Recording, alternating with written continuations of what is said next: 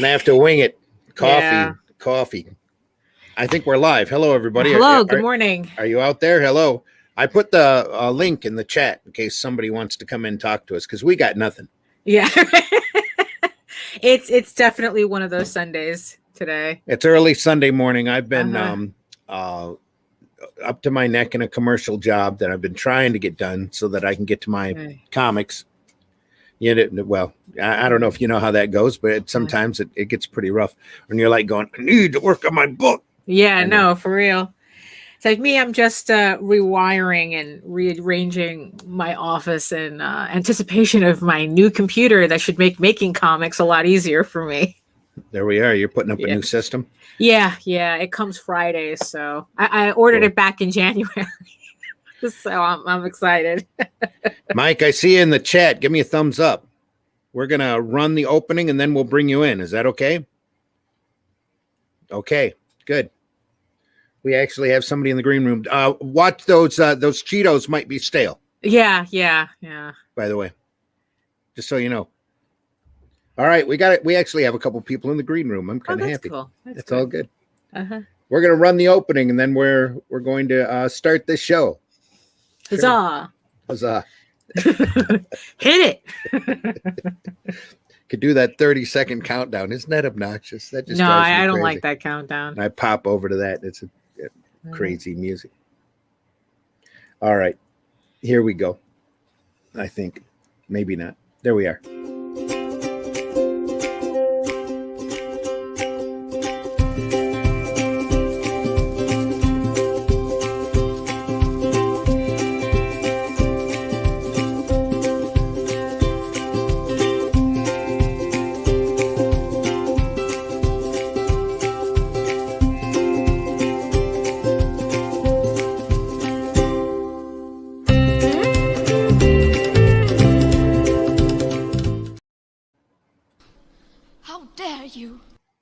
Anyway, good morning, everybody. This is the Sunday Funnies show for the 11th of April, 2021. I have to admit, I'm kind of running on fumes, but that's okay. That's the way it works. Yeah. And I am your host, Randy Zimmerman. I have been a longtime alternative and independent comics creator, producer, publisher, everything in this business that you can imagine. I've retailed for over a decade. I've coordinated conventions for over a decade and done a lot of stuff for over a decade, but it's been multiple decades of being in comics. I love comics. Comics is my life. So, ever since my first book was printed back in 1984, I had a small story in the back of Just Imagine Comics and Stories. I attended a convention where I was hoping to bump into Mike Gustovich, who was doing Justice Machine. That's just how long ago it was. And I ended up meeting Dennis Messinger instead. And Dennis did a little fanzine book called Just Imagine Comics and Stories and asked me to he looked at my stuff and said, you need to be printed. Send me a story. So I sent him a story. And it's been addictive ever since. So I've been in the back of Journey by Bill Mesner-Loebs. He printed my next stuff and then did Tales from the Aniverse for Arrow Comics and a lot of stuff for Arrow Comics and self-published a bunch of stuff after that and did a lot of work for a lot of people. And for 10 years, I did my own newspaper for a while that was local because I got fed up with Diamond and having to try to deal with the direct market. And did 100 issues of Flint Comics and Entertainment, and which had a print run of 10,000 every issue, and moved it around my county. Sold it, didn't sell it, but gave it away for free. It was advertiser supported. Did a lot of comic work in that. Had a lot of fun. Reinstilled my love for the medium, and thanks to the Flint water crisis and my small savings that quickly shrunk, I had to stop doing the paper and got back into comics. So I also do commercial work, a lot of advertising and educational comics, and I just love doing it. So that's where I'm at. And now I'm here on Indievolt and doing the Sunday Funnies program. I'm also resurrecting Arrow Comics again, 4.0. This time we have a book on Indiegogo, which I don't have. It'll take me a second to call up. But we have a book on Indiegogo right now called Indievolt Revolt, which is off of the radio network. And all of the people that have been in and out of this program that are regular or semi-regular participants in the broadcast have all contributed some of their best work, really incredible stuff in that book. I will talk about it later, but enough about me. I've got a co-host. Here's Daphne Lage. Hello. Daphne, introduce yourself. Hello. Yes. My name is Daphne Lage, and I am a cartoonist, illustrator, and comic book artist from New York. I have been self-publishing comics since 1992, thanks to this guy. Me? What? After we found the Realm and Tales from the Aniverse. We're the quintessential Arrow baby. And I am known for the funny animal comic Tall Tales, which is now currently on Kickstarter, of where you can collect issues 1 through 5 in a volume 1 format. So check it out on Kickstarter. And I'm also known for my medieval drama Eagle Raven, Heir of the First Unicorn, which issue 2 comes out on Kickstarter in May. And you can read both my comics at Tall Tales, that's TAILS online.com, and eagleworks.com, EGOWORKS. And you can watch my videos on how I make these comics on YouTube at Daphne Lage, LAGE art. And if you were watching our opening, we had Tall Tales, the cover for Tall Tales 3 goes sliding by. Yeah. And that's I think that was from like 94, 94, 95. But it's in your book, right? Yeah. Mm-hmm. It's like that issue is in the book. Yes. A little remastered, new lettering and whatnot, but it's in the book. We start from the beginning, from 1992. just a little remastered, or oh my goodness, that panel didn't work. No. It's just slight. It's just slight. Okay. If you have that original issue, the lettering's different. Oh, yeah. Yeah. Because for some reason, you seem to hate Whizbang. Well, yeah, actually, I think that was when I redid that, I went to Whizbang. Okay. So now it's like I'm using a completely different font. Uh-huh. Yeah. Okay. And we've got a couple people in the green room, so let's bring them in first. We're going to have Mike. Hello, Mike, introduce yourself to our radio hello. audience. I am Mike Jimmy of Fairies and Ants. I'm currently running an Indiegogo campaign for Life on Quora 3 on Indiegogo. And we just hit 25 backers, so we gave away an original page and add another 25. We're going to give away the next one. I do all kinds of things in comics. We organize anthologies. We publish books on fairiesandants.com. And currently, I'm probably going to be a little quiet during the stream because I'm inking live. So there you go. Yeah, I mean it's like I would be doing that too if it wasn't for the crazy ass parrot I share the office with. It's too early in the morning for his nonsense. Let me pull that up here and we can show it off just a little bit. That's Life on Quora number 3. Yeah. Is that Octa's Climb? Octa's, yes. Every story can be read separately.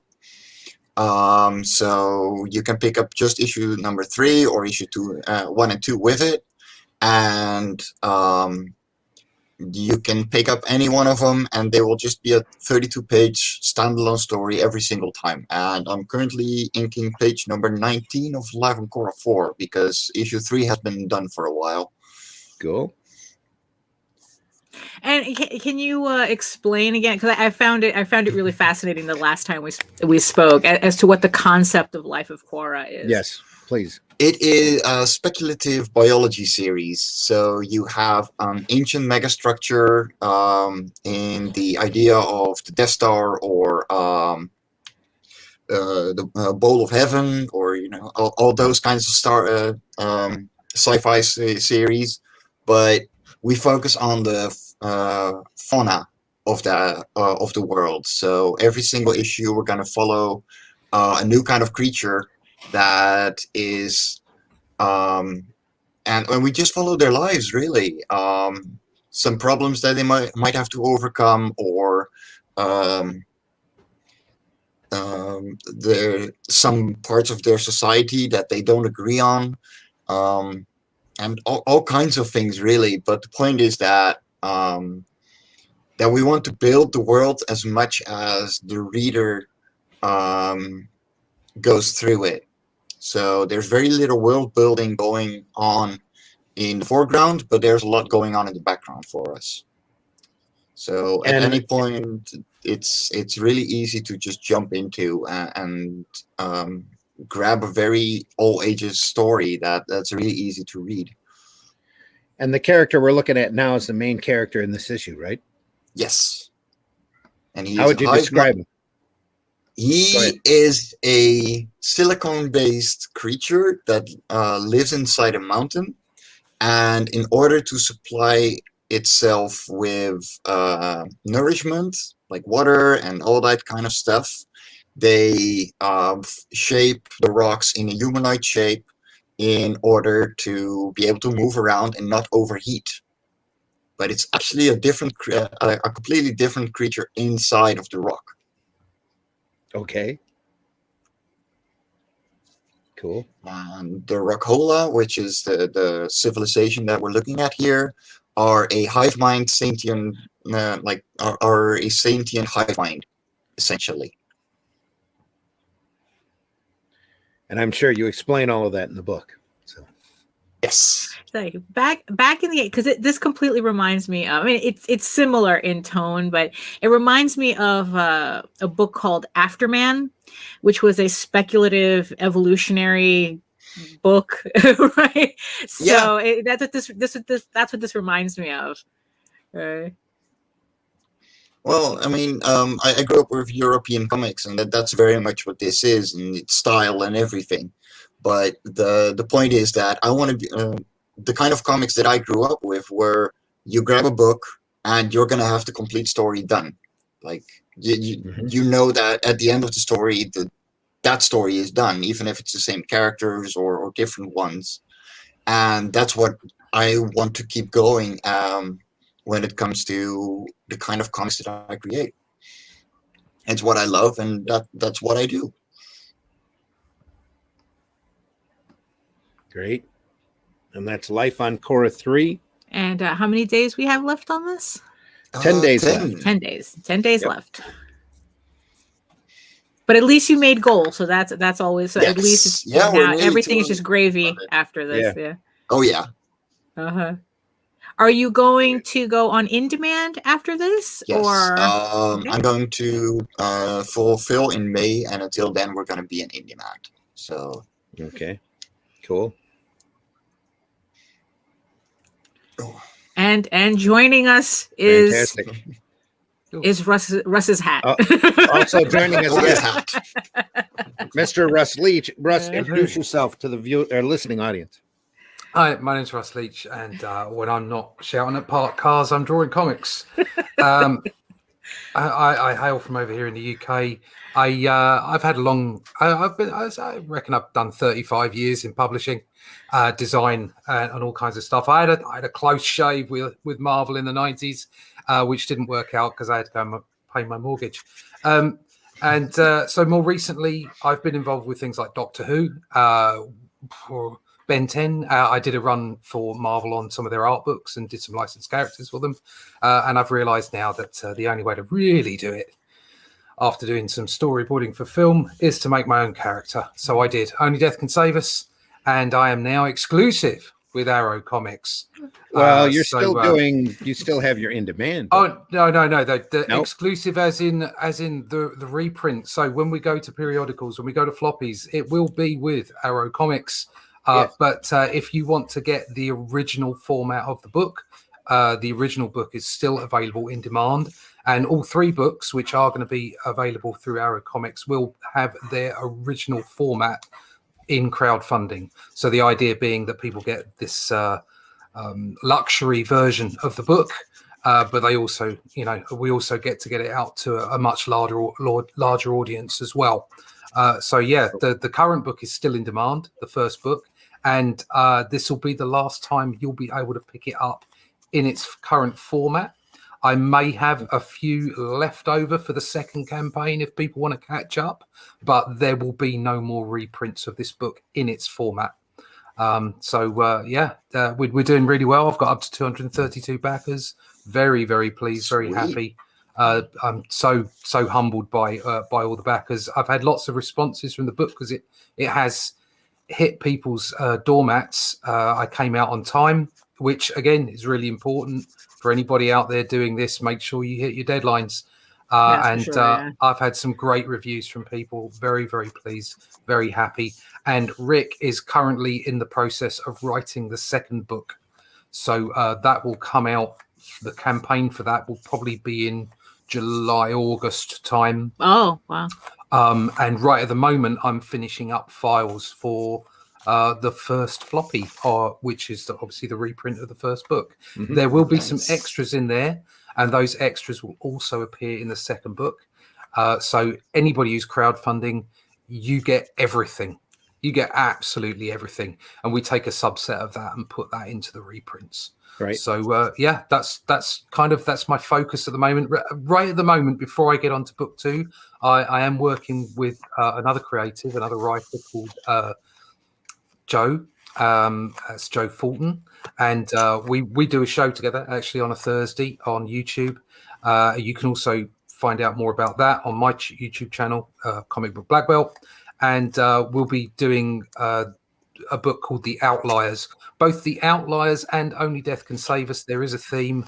I am completely embedded in the Bronze Age. I absolutely love those comics. So if you're after stuff that's a little bit wacky, a little bit crazy, bit sort of Cosmic Cube, Jim Starlin stuff, or Fantastic Four, that kind of science fiction fun, then that's what you're going to get from Only Death Can Save Us. Add the capes, you're going to get it from Outliers. So that's the kind of book I love, and that's the kind of books I'm doing. And anyone out there who has not seen Only Death Can Save Us, I've said this repeatedly, that all you have to do is go over and take a look at the campaign. It is real. See the quality of the work, not just that it's real, but see the quality of the work, and you're going to want to buy in, especially if you're a longtime comics fan of the Bronze Age or early Marvel work. Like Russ said before, Jim Starlin's material, just phenomenal stuff. There's lots of deep stuff in there if you want it. It's written on multiple levels. If you just want an action flick, as it were, that's what you're going to get from this. But if you want to dig deeper, it's all in there. The only difference is, unlike current Marvel, I won't hit you over the head with my ideology. You can take what you want out of the book and enjoy it for yourself. It's definitely a fun romp, that's for sure. I mean, it's all ages, and what's funny is that it's for everything that happens in the book. I mean, it's like, what's funny is that it has all these demons in it. There's I don't know if there's like deliberate references to The Thing in it or something, but it's fun to look at. Like, it's not like it has all these things, but it's still very accessible, and it's like you could give it to a 10-year-old. Yeah. That's the idea. Yeah, it's sort of it's more it's more He-Man, Masters of the Universe, and X-Men on a Saturday morning than it is current movies. Yeah. Mm-hmm. Jumping back to the chat from the desk of a small press publisher. Morning, all. I am sitting here coloring. Morning, Joe. We're all grinding. Well, we're all grinding. We're all grinding. Yeah. Rival Turtle, Daphne, I see your internet is behaving now. LOL. Yes. We had wires switched out and changed and replaced, and the whole nine. There's still more I have to do, but we should be okay. Squirrels chased off. Friends exactly. Pushed away. Yeah. Crazy bats. You never know. Pops, hey Pops. Hope you're doing well. Good morning. Critical Blast says good morning. Hello. Marvi says hey, great to see you. Bon dia. Marvi. The Quora books look interesting. Reminds me of Ringworld meets Canticle for Leibowitz. Huh. That's about right. Trish says, good morning, gang. Good morning, Trish. Good morning. Hope you're doing well. Morning. Thanks so much for listening. Great hosts and guests. Thanks, Marvi. Obrigado. Very much. Hey, Russ, Ringworld is as close to LOC as anything I've read. Okay, cool. I'm personally not familiar. I mean, I've heard of it, but That's how far back my reading goes. I've heard of Ringworld as well. I still got to read it. Like I've had more people talk about that. Larry Niven, I believe, Ringworld. We're classic science fiction. So's Canticle for Leibowitz. Though I honestly couldn't tell you what Canticle for Leibowitz is about, but I probably read it at one point or another. Can't wait to share it with you guys. Yeah. Marvi said just finished page 20 of the Singular. Can't wait to share it with you guys. Yes, Marvi looks it's looking awesome. Madness Comics. Someone snuck back onto Twitter.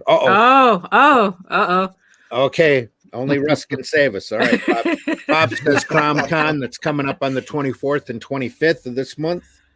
Trish has got a that's a link to Tall Tales. Thank you very much. Tall Tales. Yeah, the first trade paperback, starting from the beginning. If you want to catch this, from the very first issue, this is the book to get. Right? Trish and Pops are throwing links in the chat. Thank you so much. Only Thank Death you. Can save us there and again. And, everybody hustling. Cora 3, everybody hustling. We appreciate you deeply. Yes, thank you so much. I never thought that this sentence will be a hit when I posted it on the Breakfast Buzz a few months ago. Pops, Tall Tales. More Tall Tales. Tall Tales link. There it is. Indievolt. Hey, Indievolt collection. There we are. Indievolt. Woo. You are one backer away from giving away original art. Am I still? Yeah, you're still like, guys, go back that book. It's always that one person to encourage everybody. This is the piece. This is the piece we're putting in a raffle for the first 50 people once we hit 50. But don't worry if you don't get it, because 50 also unlocks prints of this. So if you don't win the original, you will get a print of this. So all we need is one more backer. Yeah, we're sitting at backer 49. Come on, guys. This is getting ridiculous, because I know there's people going, but I've been waiting to get to backer 50 so I can actually get the piece. Like, where are those guys now? Why are they fighting over this? You're right. Well, the thing is, though, now it's not just backer 50. That unlocks a raffle where people from 1 to 50 get a chance to win the piece. So now it's like everybody's involved. Plus, everybody gets a print of the piece. Yeah, so, everyone gets.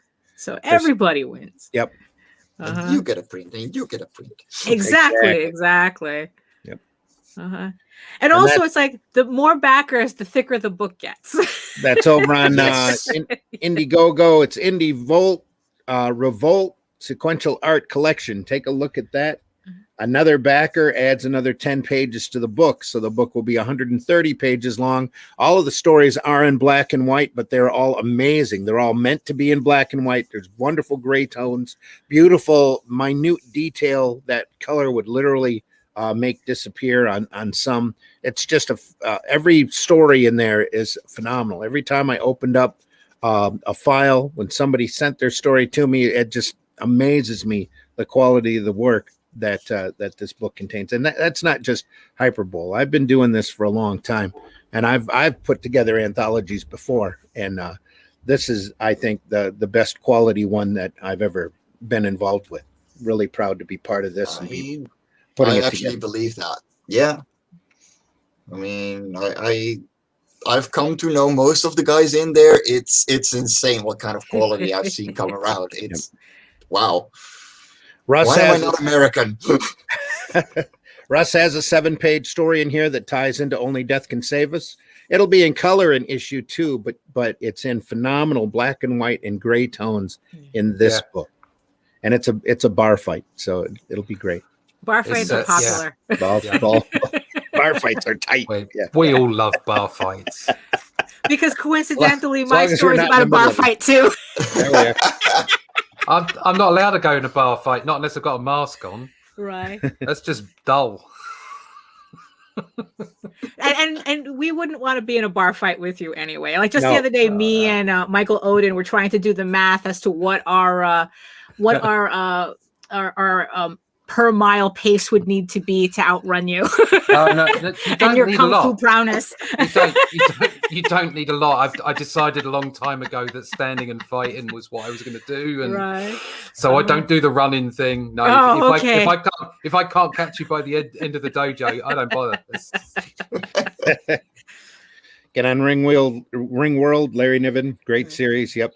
Even people who've read read Leibowitz can't tell you what it's about. There you go. Okay, it's one of those. Good save. All right. Brian K. Morris, Rising Tide Publications. Good morning, one and all. This is what the morning is like. Yeah, Brian, if you are awake, I can send you a link, buddy. Yeah, the more the merrier.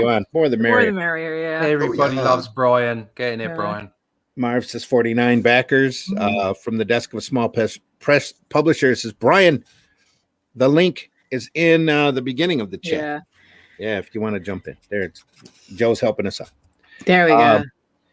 Can we put that link to Tall Tales in the Facebook chat? Okay, so someone, because I think right now everything's in the YouTube chat. So I can do that. Just throw that up on my sure. I'll just underneath my bring it up. timeline. That would be great. That's where Chris is at. Gorgeous, Daphne. Yes. Thank you. Oh, you mean the piece? Oh, yes, of course. Okay. Daphne's so used to getting that kind of attention. Okay. She's just Morning, like, Joe. Yeah, of course. Great show last night. I jump in, but Cookie's determined already determined his morning agenda. Yes. Trish says I backed and got a special sketch from Randy. There Yes. you go. Yeah, coming. yes, you Thank did. you Yes, again. you did. Yes, you did. That'll be in your package. Absolutely. Hope I'm the winner, Marvy said. Says, here's your incentive to back Indievolt Revolt. I'm not in it. Brian said. Brian But does you could be. But you Rising could Tide be. Publications and the radio network, I believe. Never mind the Furthermore, and we were gonna make him a stretch goal, but we're just not getting people fast enough. Russ only needs to do a cartwheel, and bar fight is over. Yeah, it's a big mess. Says I won my last bar fight by 50 yards. Right. Yeah, exactly.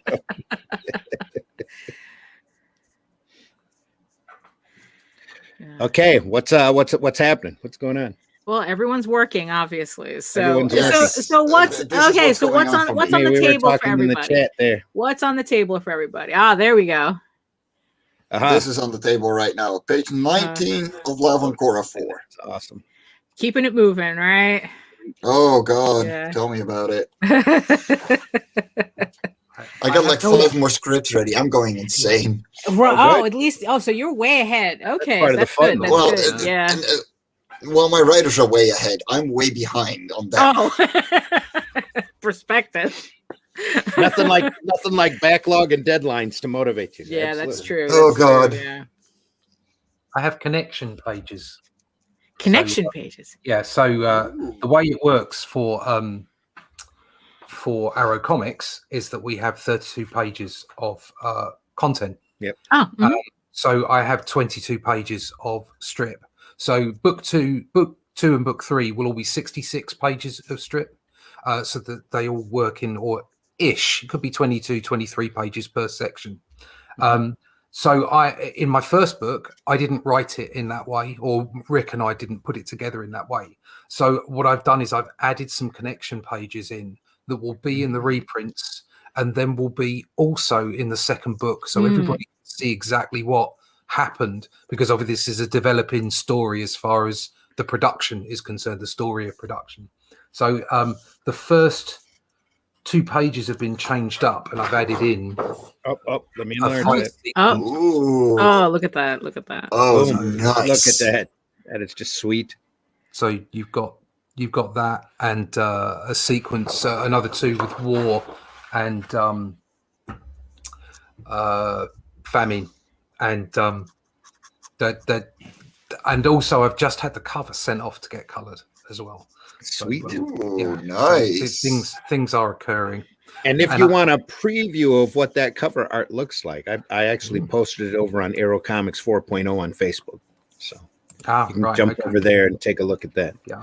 I've been throwing up art here and there as we go along. Right now, I've been in the middle of a big commercial job, so I haven't been able to do much of anything other than that. Yeah, right now I am moving on to the Oswald Chronicles. There's another short story that JD wants me to work on, so I have to do that. And and finishing up some sketch covers for Oswald as well to send the very last of our backers on the until we start the cycle all over again. Absolutely. Oh, Yeah. Yep. Yeah. And also another thing that I've been doing is I've been working again on my I've been experimenting with running shorter stories and trying to just working in my sketchbook and just working on like how to really getting used to doing shorter stories. And right now I just finished an 8-page story that later I'll expand, I'll actually work it out. Because it's like, even in the middle of actually working, I still have this need to have to experiment with stuff. Mm-hmm. just to keep thing, on top of it. Yeah. Yeah. All part of being an artist. Mm-hmm. Yep. It's like I exercise my art muscles more than my actual muscles. I can relate. Yeah.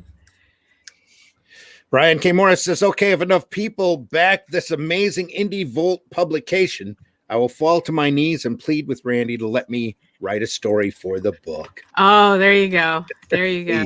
Plead. That's twisting my arm. I don't do traditional since late December. Marv says he's been working digitally. Cookies loosened my manacles and put my leash on me. Great to see everyone. Have an amazing day, my friends. Brian, you take care.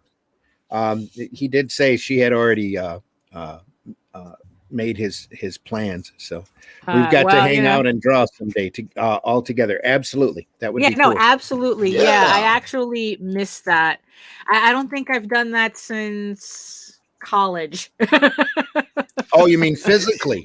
Physically, yeah, no. Exactly. Marvy's talking about all of us all probably getting online and drawing. Oh yeah, we could do that too. Yeah, we should. We used to have Art of War on, but it was Varian would come up with a goofy theme that was right. Got a little crazy sometimes. But we should get online. Have just have our desktops on the screen, and we can just yap at each other. I do it every single day on Discord with some friends of mine who just make webcomics all day, every day. So they have been a lifesaver for the last year. Oh yeah, I could imagine. I've been threatening Varian to do some original programming for the Roku channel for Friday night Nitwittery, where we don't have to worry about YouTube. We could do the drawing thing for that. Yeah, we could do the drawing thing for that. We'd have to throw up a big warning sign in front saying that things may be said that might be taken out of context. Right? Yeah. Exactly. Yeah. But that I'm game for that. Hell yeah! Any day. Glenn says, I'm finishing up Comics Unlimited number 6, the new Hatch volume and the Hatch animated film. There we go. Yeah. Nice. Awesome, Glenn. That hardest working man in comics and publishing and the whole 9. That must mean he finished editing that or re-editing that Jack Kirby documentary. Yeah. Cool. Rival Turtle says, just a comment, but I just got an iPad with the Apple Pen, and using that versus my Wacom was a shift change for sure. I love it. Yeah, you could do an entire show on the whole Wacom versus Apple. Because I see so many people using both. It's using both, but it's I can see the benefits of each one. Yeah, because I like the portability of the app, the iPad, but I don't know, the Wacom for me, it's I like, even though I couldn't afford it, it's I like how large it gets. But Okay. that is what's your opinion? So what's your opinion on on working on the Wacom tablet so that we can give everybody context for the verbiage? I like it large. Oh my! No, I've got a 21 UX, so I think it's a 2012 model. They changed the first model I had was hideous because the nib scratched the screen. They didn't get it. I don't know how they could have gone through a whole testing phase and not work that out. But they did. The thing with that is that they were promoting the paper texture on the screen. Yeah, but it did feel good. The problem is that after the first month, you're going to get a scratch and you're never going to get it out. No, I couldn't. No, so I had to get rid of that one. I got this new one, and what they said was they kind of flipped it. It's got glass on it. Although if it really is truly 100% glass, I don't know how my soft nibs have managed to scratch it a little bit. But there you go. So I've got very few scratches. So this is nearly, it's like 9 years old. And there's very few blemishes and scratches on the screen. I use the fiber tip nibs. It's difficult. Yeah. Got to get a new one out. It's just these ones. They're like fiber tipped, so they're not hard plastic. And actually, they give a far more realistic feel of a pencil than the whole texture of the paper thing that they did that Mike was talking about. It's a far better process. So I use these nibs. So first off, they don't scratch the screen. Secondly, they feel really good. I've been using them for everything because I've been penciling and inking. So basically in Photoshop, I was using VFX brushes, I think they're called, or VHX brushes. And then about 18 months ago, I lost all my brushes because my computer went tits up. You're allowed to say that, aren't you? Anyway, after that, I decided to join the Clip Studio community because we all know that every time more than 3 people have something, they're a community. So I joined the Clip Studio community and I found that actually it's a wonderful program. I didn't when it was Manga Studio, there seemed to be this almost like a weight of using vector versions of the lines, and now it's not using that. Now it's like Photoshop, where you're using a pixel version of the line. I'm probably just not using it properly, but it's great. It works absolutely beautifully. And actually, I've come full circle because I've used 10-11 years of doing what I've been doing in comics to create my own style, and now I'm at a point where I'm confident enough with my style I can go back to traditional work. So all of my pencils are digital. I pencil everything digitally. I print it out, and then I use brush pens. Same.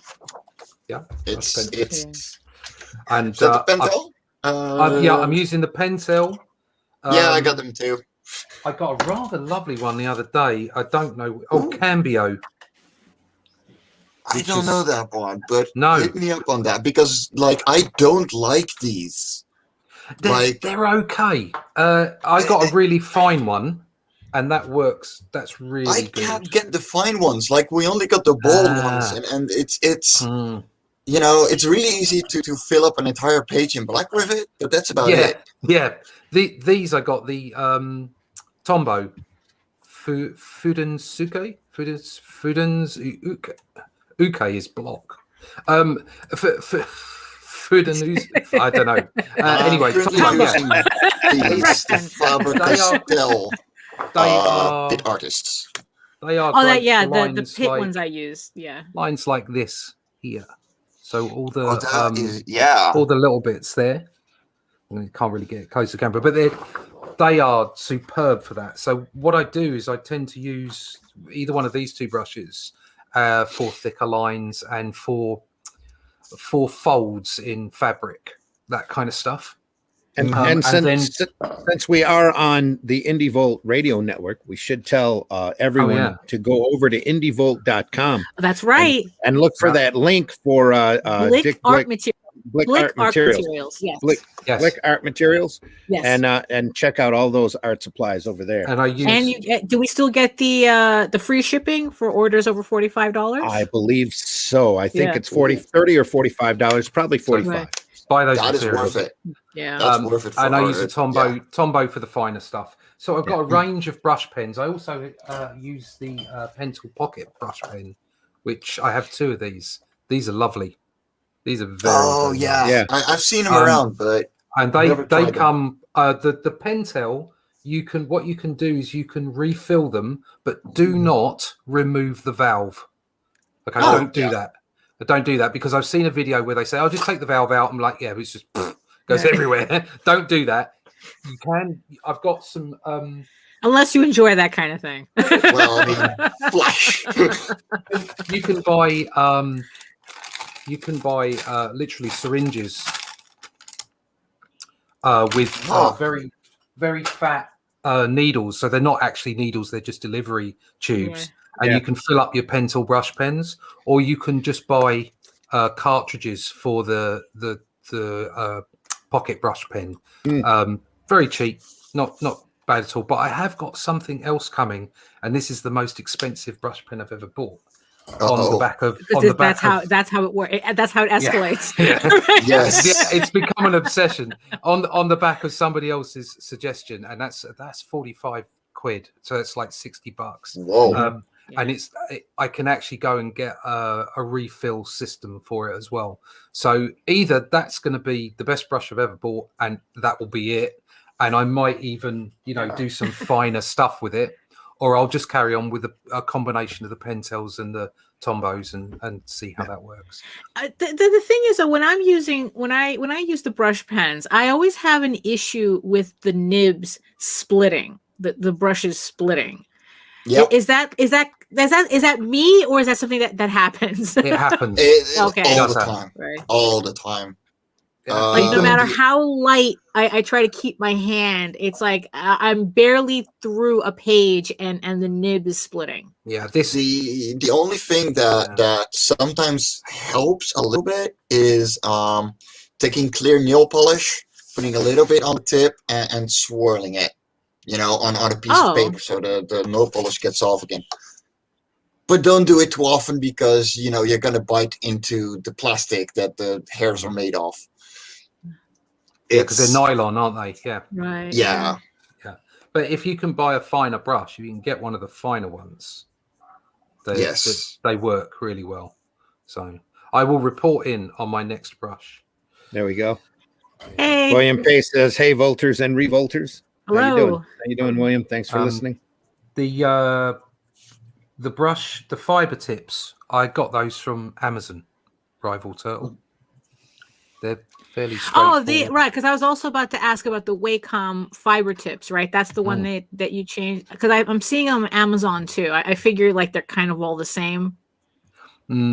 Yeah, I think I got the Amazon supplied Wacom ones and made sure I paid for them. They take a couple of weeks. They come from Japan, I think. Right. Oh, okay. So all right. So I have to look for that. But it's they're the fiber nibs. Okay. Fiber nibs, and they're usually a light color. Yeah. Mm-hmm. Okay. Yeah. Yeah. Empyrean. Because I'm like I'm updating my entire system, and good morning, and I have a 16 Pro that I can finally use, because now the computer is going to be strong enough to handle it. Yeah. Oh, and it's like, well, if scratching's an issue, then, or if you're saying that the nibs that the fiber nibs are a lot better to use, then I want to make sure I have that on hand when everything comes in. I'm pretty sure that even on the first one I had that Mike was saying had like the coating on it. Even if I'd have had the fiber tips, then I think it would have probably protected it. Right. After a while, like the paper texture really wears down your nibs. So like I only had the Wacom Intuos Pro. That was my last Wacom product, because it broke down after half a year because of a fabrication mistake. That the USB just popped into itself. Wow. Yeah, that bit of drama, but you can't get it fixed, because they ask 120 euros for it. It's insane. I mean, Wacom are slowly pricing themselves out of the market. Yeah, they really are. They're effectively the Apple of. Yes, I was about to say. Yeah, they're just being really silly, and there are some great products out there that are coming up behind. So, well, yeah, because Mike, because you said that you actually use a Huion, right? Instead of I used the Huion. Currently, I'm using the XP Pen Artist 22. I had a Huion before this. I have nothing bad to say about it. I had some bad things to say about XP Pen, but those were driver issues, and those have been fixed already as well with the latest update. So, by all means, get a Huion or an XP Pen, because my God, they are 1/4 of the price. They're double the size of the price you're going to pay for a Wacom. Yeah. And you're fine. They have the same specifications. You're just not going to get the fancy nibs that you get in Wacom, but that's it. Right. Yeah. Once again, that's indievolt.com, blickartsupplies.com. Yeah. Hit that link over at indievolt.com for some special savings. Right, because and also it's like because the Huions and the X Pens, that the prices are so affordable that it's actually best to get the top end model of either of those brands, just so that you get everything, as opposed to like because I think like the canvas, the Huion canvas, which I think is supposed to be their professional model, is like $500. Yeah, it's $500. And the equivalent Wacom Cintiq is like $2,500. William says Wacom, buy it and it will grow. But like the worst part about it, like if you go on Amazon right now, you're gonna see at least 25% off of these gigantic pen displays. Yeah. You know, I got this XP pen for 50% off. So instead of $700, I paid $350 on shipping. Like, that's insane. Like I'm actually gonna buy a pen display for my colorist, because apparently she's been working on a tiny bamboo tablet for 10 years. Oh wow! Okay, and I'm like, if you can color like that on that kind of thing, you're getting that upgrade, you know. Right? Yeah. But it's affordable, so why wouldn't I? Rival says I have the Wacom Cintiq 16 and the screen is plastic, but drawing on glass is different. Yeah. Yeah, I have the Wacom 1, the 13-inch, and also has a plastic screen. Yeah, it was because I currently I'm using. Yeah, well, that too. You see, that's the thing. I mean, it's like, what was funny was I was so used to like people, like once they go to digital, they stay digital. And then Russ is talking about how he went digital, and then it's like he's going back to traditional because he was able to make all his mistakes on the computer. It gave me a way of accelerating. It's like accelerating evolution. It's like it, because I managed to get so much done and so much out of the machine. But I also have like an obsession with, as we all do, with a particular way that I want to produce the art, or the way I want it to look. And I loved the first, but I really, really am very happy with what I did with my first book. Only Death Can Save Us, the book one. And the lines are beautiful, and sometimes they're too beautiful. Oh no! I'm not talking about my work. I'm talking about some of the lines are just so perfect because I've made them mechanically. I've made them or digitally, should I say? And so that I've got my style now. I've got everything I want, and then doing it on the pumping it out and putting it on this. It's like it's doing everything that I want. Artistically, but then stylistically it's also hitting the nail because I've managed to grow that. But now it's the texture. There's something. I mean, you can't see here. Like I've got here. Look. Hang on. Yeah, I've got some. Yeah. So I've got some stuff up on the wall here. Some Buscema stuff and some Sinnott stuff.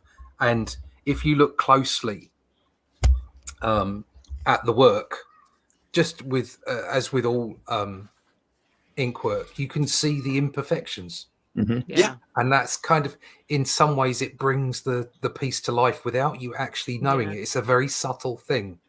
And so I'm driving myself even further. So right now, I want that life. I want that energy.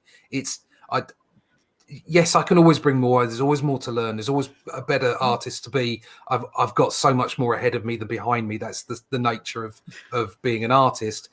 But I've got something, and the way to add that extra thing is to make it real, to put it on a traditional piece of paper. So I've managed to, completely by accident, I've managed to create a process where I use the best of digital and the best I can be traditionally, and now I'm kind of on a drive to get even better with a brush.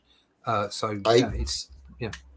did exactly the same for Live on Quora. Like 1 and 2 are digital inks, and I'm like, this is not how I work. No. This is not what I used to. This is not what I wanted to look like. So I'm like, I want those little mistakes in there. Yeah, because definitely practicing with digital inking, I was frustrated. It's like I was really trying to get it to look like my shaky, like little shaky lines and stuff. But no, it stabilizes everything. It's perfect every single time. I'm like, no. I use a tool. It's a great tool. I'm trying to. It's Lazy. Oh, Lazy Nizumi. Nizumi, that's it. Yeah. And it's an absolutely brilliant tool. Though I have to say, if you're out there listening, the creator of this, you've totally overcomplicated the perspective tools. I can't use them anymore. I'm too old. Sorry, they're just too. I end up just getting the radial lines and putting 2 spots on and putting my own guides in. There we go. You've overdone it. You've overdone it, mate. You've overdone it. But the rest of it is absolutely brilliant. And I'm sure if I were 30 years younger, I'd love the perspective tool as well. But the smoothing tool is awesome. Absolutely awesome. But it does create the most smooth, beautiful line. And if you're looking for that energy, the imperfections, the edge, then you're not going to get it there. And that's why I continue to use it with my penciling, because I get exactly what I want out of the pencils. I get it to look exactly the way I want it to look. And then I just pump it out and I use a brush. And if I wobble a little bit, I wobble. It doesn't matter. And, William says this brush is so expensive it draws itself. Oh, I wish. Yeah. You don't want one of those. No. Empyrean says if you are in the fountain pen cult, they have some refillable brush pens on Amazon that are cheap-ish. You can use fountain pen ink. Right. What's funny is that I do have 2 fountain pens that I used to ink with, but the problem is that the ink itself is not. You can kind of tell that it's not really meant for the type of work that we do, especially when you start adding like marker color on top of it, and it takes forever to dry. From what I noticed, and it runs really easily. So I had to kind of like scale back. It made me feel fancy, inking with a fountain pen with the gold nib and everything. But I don't do fountain pens. But it's a brush paper. It's a brush pen. But I'll do quills. I'll do 1,000,000 of them. But not the fountains. I can't be doing with it. I love the control I'm getting, although I'm sure I could get some similar control out of a quill if I tried hard enough. I'm just lazy. But these pins are. I saw a video by David Finch, and he loves these. And actually, they're far more. They're far more applicable for his style, because the way he does like a broad line and then he'll do the little flicks off the and these work beautifully for that. But they also work for slightly longer. Have you seen him? Have you seen him ink? Yeah. Does he go from thin to thick or from thick to thin? With those pens, he does thick to thin. Wow. So he does both. And I do both as well. So with the brush, if I'm using a brush, I'll do a thin to thick. And if I'm using the Tombos, I'll do a thick to thin because I flick them out. So it just depends on what tool you're using as to whether it works or not. Right. Right. Yeah. Rival Turtle says the only reason I went wacom is because it was industry leading for a long time, and I wanted it LOL. Other than that, I should have done my research. Well, I mean, I think it's like Russ says, it's like they're like Apple now. It's like they're the industry leader, and a lot of people, a lot of companies are very dependent on them. So I guess it's like they take advantage of that. But the thing is, though, it took a while though for their competitors to catch up. They did. So even if you were doing research at the time, it probably wasn't the best time to invest, even if it was significantly less expensive. I think you're looking at longest the last 3 years. At longest, I think so for too. you to get anything that's even half decent. Yeah.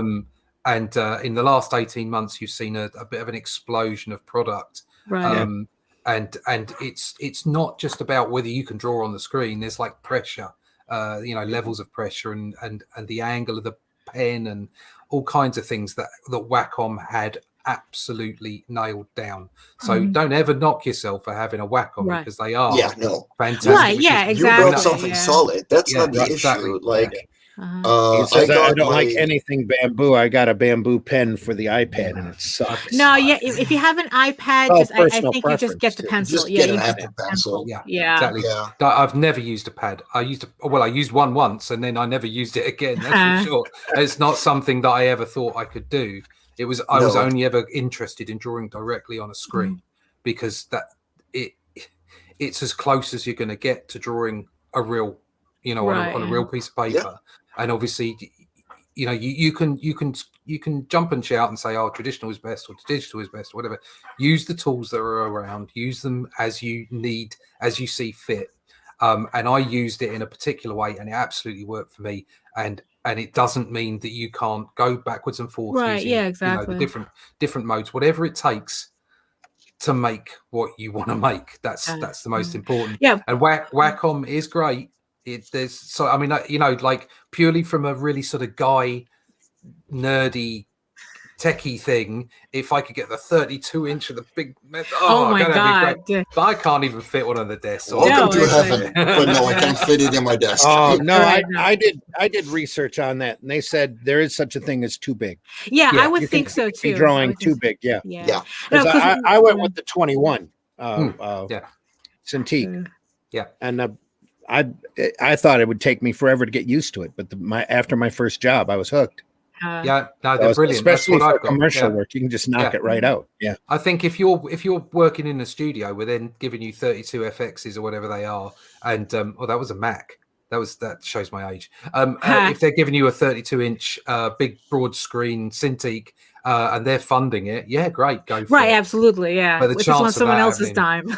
Yeah, but at the same time, they're probably paying you $2 an hour and telling you to sleep in a cardboard box. So. Well, that's how that goes too. Put up Joe's comment again, because I always like to hear from people who are using Huion. Joe says, Mike, I'm using a Huion Canvas Pro 13. I have no complaints, but I am new to using them. My first tablet was Viz Tablet 12. From way back. What that brand is? I don't know what that. No idea what that is either. Like, you can't go wrong with the Canvas Pro since like 2018. Yeah. Hugh and me, who's got his first pen display in 2015, and like the thing couldn't even hold colors. I had to readjust colors pretty much every single time I turned on the thing. So I'm an inker anyway. Like my job ends when it's black and white. But it was annoying for commissions.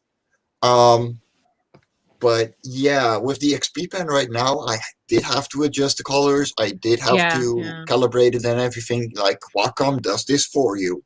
Like, that is the extra bit of money that you're paying as well. Yeah.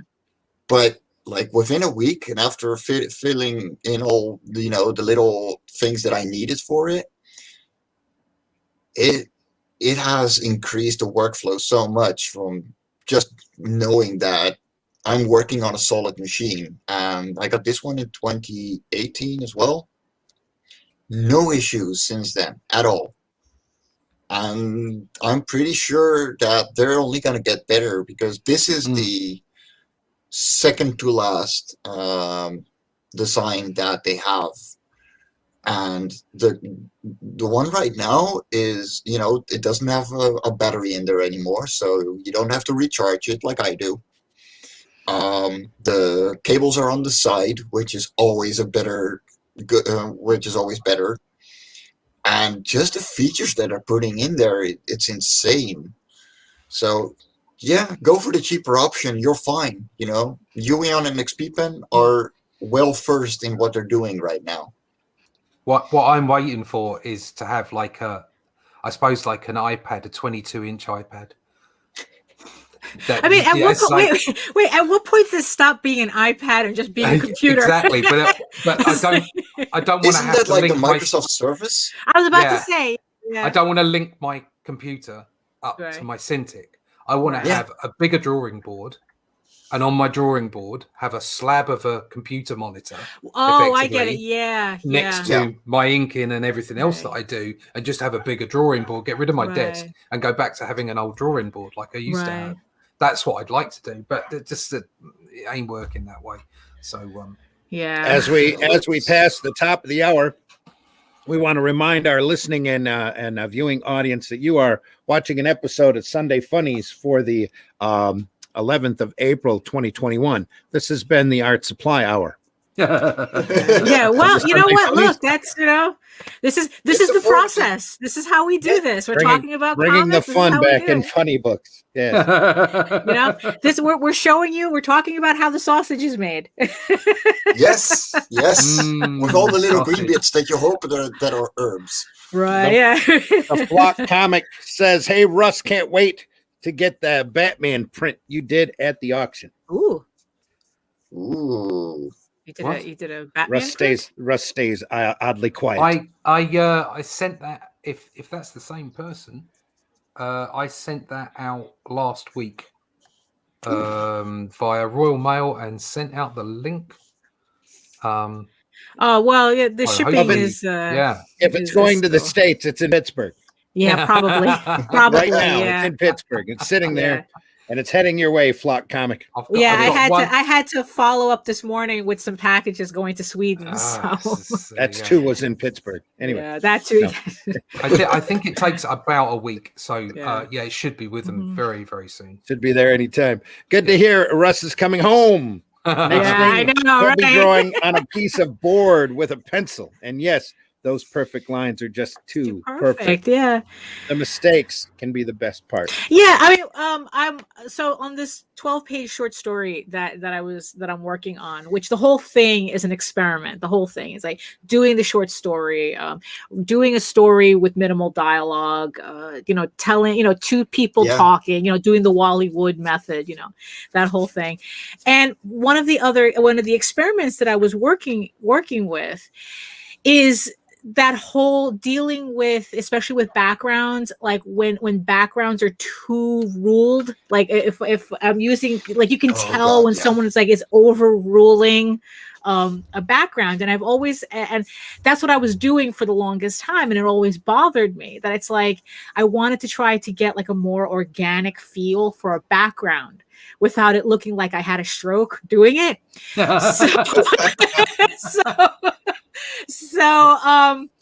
So one of the experiments that I started working with was what I did was I ruled out my backgrounds like I usually do, but I inked them freehand just to see what would happen. And I was really surprised with the results. So it's like, instead of like literally, literally going over the straight lines, I just freehanded it. And it wobbles and you get that little shake in it and whatnot, but it was giving me the feel that I was going for. Like, Bob Larkin had once described my work as looking like stained glass. And now it's like, I don't know if it's like an upgrade or a downgrade, that now I think my artwork looks like woodcuts. No, trust me, that's usually a good thing. Because so now like everything looks like it's wood. It looks like a woodcut, like I was carving the lines, and I'm just like completely excited with the result. And I even took it a step further and even did that with my speed lines. and like, like action lines where I just freehanded it. And it's such a funny effect.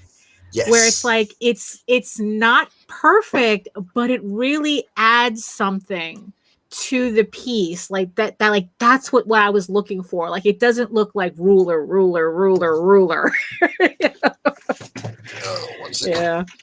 I have an example of that right here, actually. Yeah. Because I started doing the same.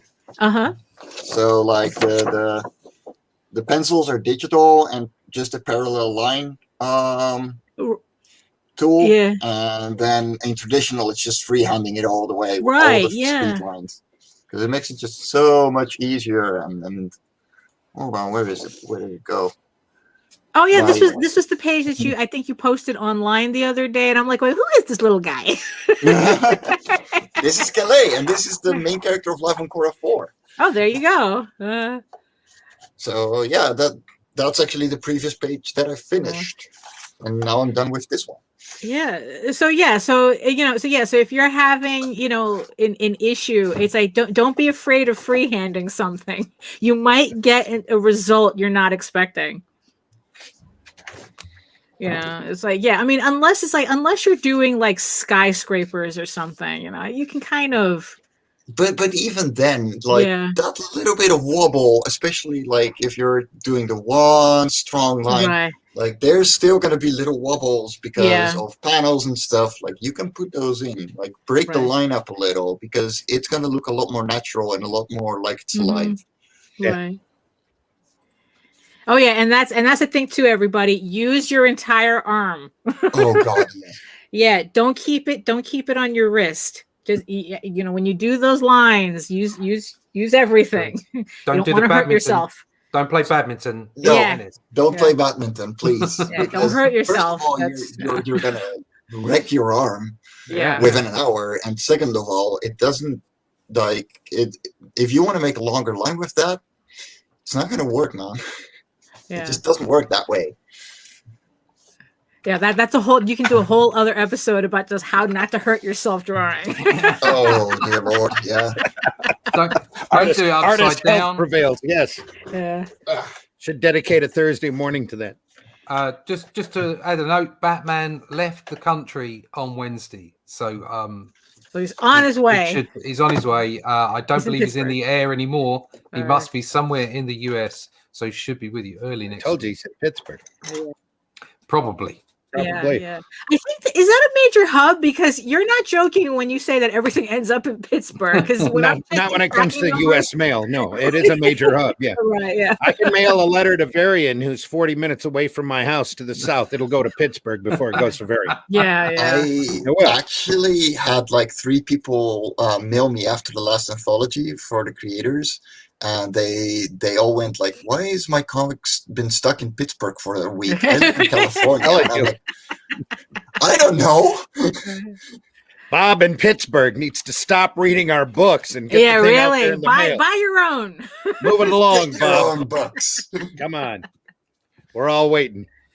Now we're going to get an angry letter from Bob. Right, exactly. Screw you. How did you know I'm in Pittsburgh? I switched YT so I can broadcast the Sunday Funnies on my larger TV while I read and listen. Well, there was one time something was wrong with my monitor. Yeah, there was something wrong with my monitor, and I had to hook it up to our TV, which is like 50-something inches, to be able to do some video editing. It was such a miserable experience. There really is too big. That was too big to work on. Good for watching Sunday Funnies, not good for editing videos. He's reading too, so he's not staring at the screen. Yeah. From sanding for years, I shake a bit. Right. Yeah. Digital helps a lot, but you can see that there's an issue in the line work. Yeah. With traditional, I'm always fixing the mistakes I do because of that. Yeah, it's a combination of it takes a while to get your line to be exactly the way you want it, and also to kind of get over the need to have to like everything to be perfect. Yeah. Mm-hmm. That's the thing. You're constantly noodling with the whiteout, trying to get this like. Well, there's a lot to be said with getting confidence with the tool too. Yeah, so you have to sit there and take a page and do lines until you're used to that movement, and then go from there. That's why they have surgeons always cut into oranges first, before they cut into a person, so that they get that steadiness, that confidence in the tool down to be able to pull at the right pressure. When I got my first pen tablet, and you have oranges afterwards, yes. There was a guy who was like, "Yeah, you're not gonna get used to this. So, unless you do like, you take an empty canvas, you make it as big as possible, and you're just gonna make S's all day. Yeah, like big quick ones. They almost look like 8s and like all kinds of S's. Right. Just get used to working on the lines." Yeah. And I did that for a day, and I hated every second of it because it wasn't drawing. Right? Yeah. It's exercise. It worked. It worked so well. Yeah. Wipe on, wipe off. Yeah, no, really, that's exactly what it is. It's like, if there are videos on YouTube on these exercises, if you want to look that up, and it's like it's doing circles, it's doing different types of lines, it's doing arcs, and also that's a great way to break in a pen too, because that's what I do. It's like whenever I get a new pen, I'm breaking that in before I'm actually using it on paper. And if you're going physical with a brush, you almost have to do that anyway, just to get the curl, just to get the point down right. You're sitting there constantly curling that brush on a piece of paper just to get that right and be able to have that control. Yeah. That's the thing. It's like it's the boring parts we have to do. Empyrean says it depends on the ink. Some ink is water soluble. You have to be in the coat. Right. Yeah. I was using Noodlers. Yeah, and I was having a lot of problems with it. Also, I think I got to clean out my pens too. So that's probably what I have to do. Sort yourself out, Daphne. Yeah, I know. I'm a hot mess. For a good long time. The manuscript acrylic artist ink, and it says it's water resistant. No, it's not. So I made one of my most beautiful inked pieces yet, like 12 hours of work. And then I was like, you know what? I think this would work amazingly with watercolor. And I put down the watercolor brush, and it smudged the entire page, and there went my art. Yeah. See, it's water resistant. I hear those kind of stories. It's like, oh, dude. It's gonna hurt. That's why I scan everything now. Rival said I could get a 32. I would build you would have to. Yeah, you would have to. The weight on those. I mean, like even with the wacoms, it's like after you get like a certain, I think it's like once you get into the 20s, you need to get a brace for it. Like you have to bolt it to your table. You have the arm. You have to. Have a I've built my own desk. I'm going to actually. I love that. I love that. I built this horrible backdrop is going to go away eventually. So this is the desk. Very nice. Very nice. Yeah, you have to. Yeah, it has to be solid. Yeah. Drawing board. Oops. Sorry for the shaky cam. Yeah. You see this thing? Shaky cam in action. Oh yeah. So you built it from scratch, or you modified a table? No, I built it from scratch. So very nice. This goes over that. Yeah. So that when you're pushing on your on the board, it doesn't move. There you go. Oh, very nice.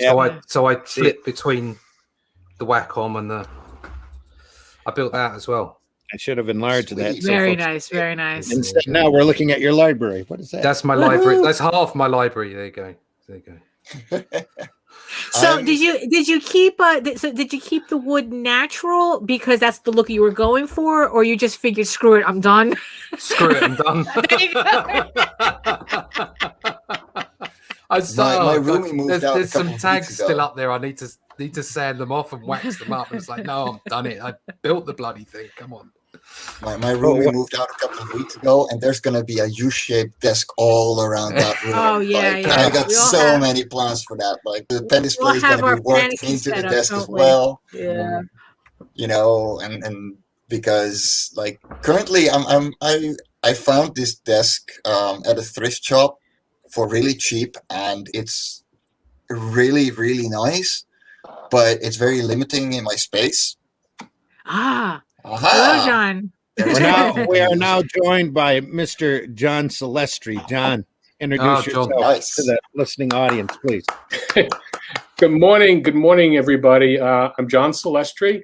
I'm the old guy here.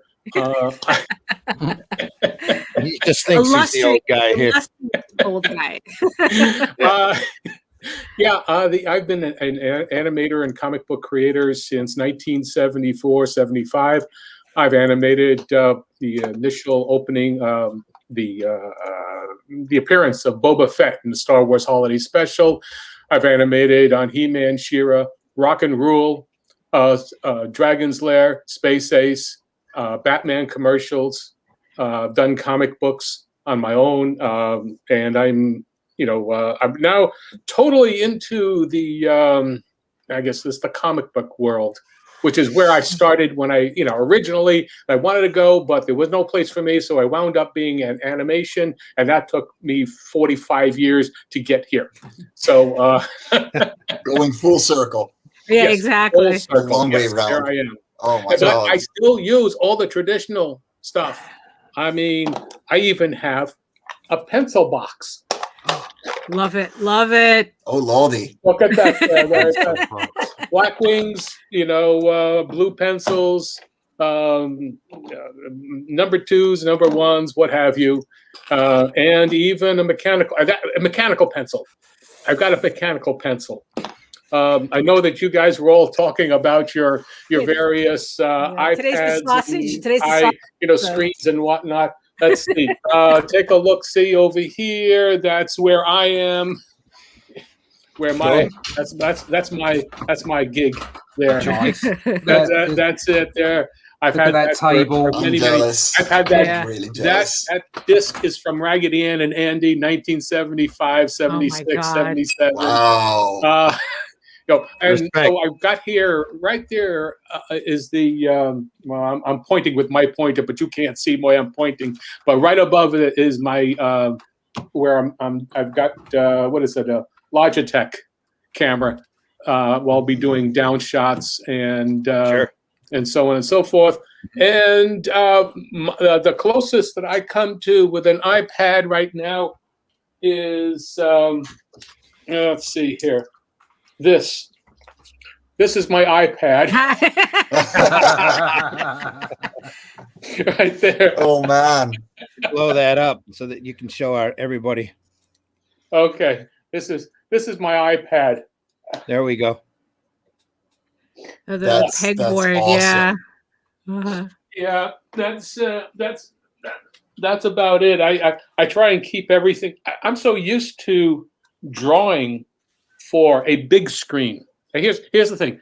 Comic books, you draw large and you try and squeeze it down to get as smooth as you possibly can with your imperfections and the line energy. And sometimes if you draw too thin, then it doesn't show up traditionally. Okay, it just fades out. I'm used to drawing on an image that would be a sheet of paper that's 12 inches by screen size about 9 to 10 inches that has to be blown up to enormous IMAX. Literally like, to IMAX. 40 feet wide, 30 feet high. I'm used to that. And so therefore, pencil control was a really important element in being able to animate. And so I'm used to that and drawing as smooth a line as possible with a pencil. So having to ink something is almost, it's doing it twice for me. Right. So anyway, so I thought I'd bring in a sort of an older school, actual a sensitivity to this conversation, and that's all I got to say with this old man talking. Well, because I think that it's important that everybody know that it's like you don't need the fancy stuff. Yeah. It's like, because like what is the fanciest piece of equipment that you use? My animation disc, but you can do it with I made my own disc. You just take a light board, you can buy a light board for $15, $25. get some tape down, make up your own little, registration, whatever. It doesn't matter. You can set up anything for about $50 total. And that's it. And then you don't even need the underlight. You just need a flat surface to secure your drawing on. Use masking tape, whatever. Yeah. It doesn't matter. So there are a couple of videos on YouTube about how you can get all of the supplies that you need to do an entire comic book for under $100. Yep. Yeah. Yes. Yeah, because sometimes people do get a little wrapped up in having the right supplies. Yeah. And it's actually not. You don't need the Wacom. You don't need the Huion. You don't need the $60 brush pen. It's like, No.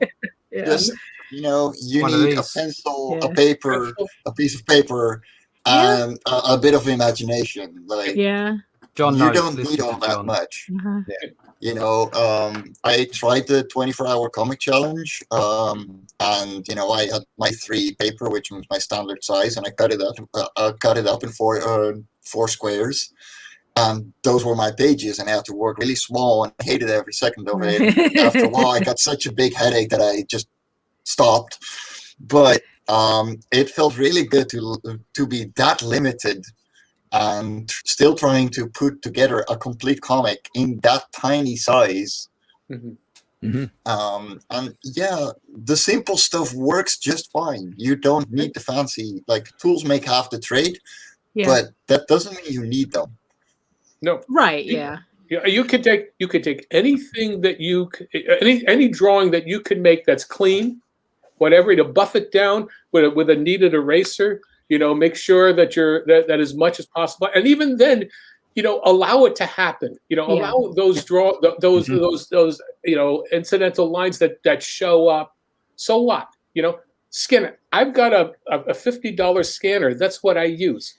It's just, and I just scan it, and it's a JPEG, and it goes, and I put it into Clip Studio. You know. And you can do everything you want on that. So, geez, no, don't overthink it. Yeah, no, for real. Yeah. Yeah, Well, it's easy to do Yeah. when you're being an artist. I want to say to our listening audience and our viewing audience, we are now joined by Jake Hey, Twister. Jake. Jake, are you there? Hi, Jake. Introduce yourself real quick to the audience, please. Hi, my name is Jake Twister, Norwegian comics creator, and I'm just here to chat about fun stuff. And apparently I stumbled in a traditionalist Sunday. So yeah, this fits me, I think. Well, it's the back. We're showing everybody the back end of how they get their comics to their face. It's the sausage making part. Yeah. For all intents and purposes, I think that it's all about arming yourself with enough information about the craft, but disarm yourself with like the minimal tool usage, because that really tests your creativity and at the same time knowledge when it comes to executing the craft. I tend to just use pen and paper for the most part when I'm doing like sketches and stuff. But although that I create comics out of that, I still like finesse it up with like upgrading it. But I really want to get it down with like physical thumbs. I want to sit there with the big pen in hand and just draw out all the layouts and all the griddings and all that stuff. I don't want to do that digitally because it doesn't feel as freeing. And besides, you don't want to zoom in and out on thumbnails because the clarity comes from the visibility that you have in small thumbs. That will be presented in the comic itself. Yeah. So when you nail that down, then you can start the upscaling. Glenn Fleming says it's essential an artist go through the "what pencil did Kirby use" phase, only to discover that he could have drawn those comics with a poker. He simply had the talent. Right. Yeah. No, I mean, and that's the thing too. We all go through that. It's like, oh, what pen do they use? What, and the thing is, though, there does come a point though where it's like, yeah, you can use the simplest tools, but at the same time, there is something to be said about eventually upgrading your tools. I knew an artist that used to run around at conventions and ask different artists what color ink they use. Oh. Right. Wow. Yeah. I, mean, I know. Yeah. I know that's a lie. Artists don't run. only when Nail forced to. Only because my doctor told me I had to. You know, Some more walking. one of my favorite instructors, Glenn Vilpu, he could demonstrate it perfectly. So he had an 11x17 sheet. Those sheet boards they use at the Cuber school and all when they drop something. Well, he just grabbed a piece of chocolate bar and ate it, and then started to draw with the chocolate. I've seen people do that with tea too. Tea and coffee. Yeah, They would tea and just start. coffee. Yeah. Okay, that's a shameless Terrible plug for waste. me, though. Very early on, I got a cartooning book by Jack Ham who pointed out the advantages of using a Q-tip. Right. Yeah. Inking. Yeah. You get like different special effects. A toothbrush used to be something I used a lot too. I learned that from Joe Rubenstein. Yeah. Yeah, I said, how'd you get those stars? He goes, toothbrush. Yeah. No, Me really? and Imperium Wool, we were trying to test out Q-tips with creating Kirby crackles, and it worked out pretty good. Right. Matt, Mike, you were holding up something. Oh yeah. Yes. Let me enlarge your screen. What was that? We had two anthologies, My Cup of Tea and Over a Oh, Coffee. there we go. You there we see? go. So Yeah. that's what. Perfect segue. Yes, a shameless plug. They're available on my website, and the artists get royalties for these. So they're anthologies. There you All go. right, let's jump the tracks a little bit here. We've got a couple of questions from Ryan in the chat that I think would be fun, especially on a day like today. We'll do a round robin. We'll start with Jake. Jake, your favorite comic based off a movie? I don't have favorites, but How about your favorite movie based off a comic? I don't play favorites. Favorites? Movies that I like, comics based on movies. I'm not really sure. If you ask me the opposite, like movies based on comics, American Splendor is a good one because it got what's the name of the cat? Paul. I don't remember. Giamatti. Paul Giamatti. Yeah, Paul Giamatti. He's one of my favorite method actors. Yeah. John. Yeah. One of my favorite comics based off of movies. Wow, there's so. I mean, I have a. Whoa. The problem is that so much in the last 30 years, so much of your comics are about movies are based off of comics. So it's kind of like I'm really be twist. Oh, okay. As a kid, The Adventures of Davy Crockett with Walt Disney. Oh There you wow, go. yeah. Okay, I gotta go I have through that. that visual in my head too. That's like classic swinging stuff. that old Betsy at the top of the. I mean, it's all. I mean, as the John Ford movie, or is it Henry Hawks saying when the legend supersedes the fact, print the legend. I don't know, whatever it is, but that's. Okay, I'm going to do Davy Crockett at the Alamo. Any favorite movies based off of comics? Okay,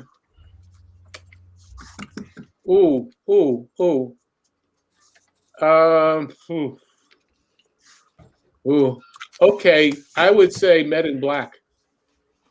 Ooh, yes. Good choice. The first one. Yes. Done me. We knew what you meant. Yeah. Done me. Russ. Oh, John. Just took one of my answers. But brilliant answer, by the way. Yes, Men in Black. Right, okay. Comics based off movies. I absolutely loved the run of Star Wars and Planet of the Apes when I was a kid. And they were obviously based off originally a book, then a movie. Now the cool thing about that though is the New Hope book was done by Chaykin. And Chaykin's really esoteric style. Yeah. When he was young, But Empire Strikes Back, boom, was done by Al Williamson, which is almost a photogenic style. So really, really good stuff. All of that. The Planet of the Apes stuff was great. The Star Wars stuff was great. And then I found Boosmer's, I think it was Boosmer's work on Indiana Jones, and also The Wizard of Oz. And superb work, yes. So yeah, those are the ones that stick out for me as a comics based on movies. Yeah, I really liked Men in Black as well. But I think what was the one where they weren't really superheroes? What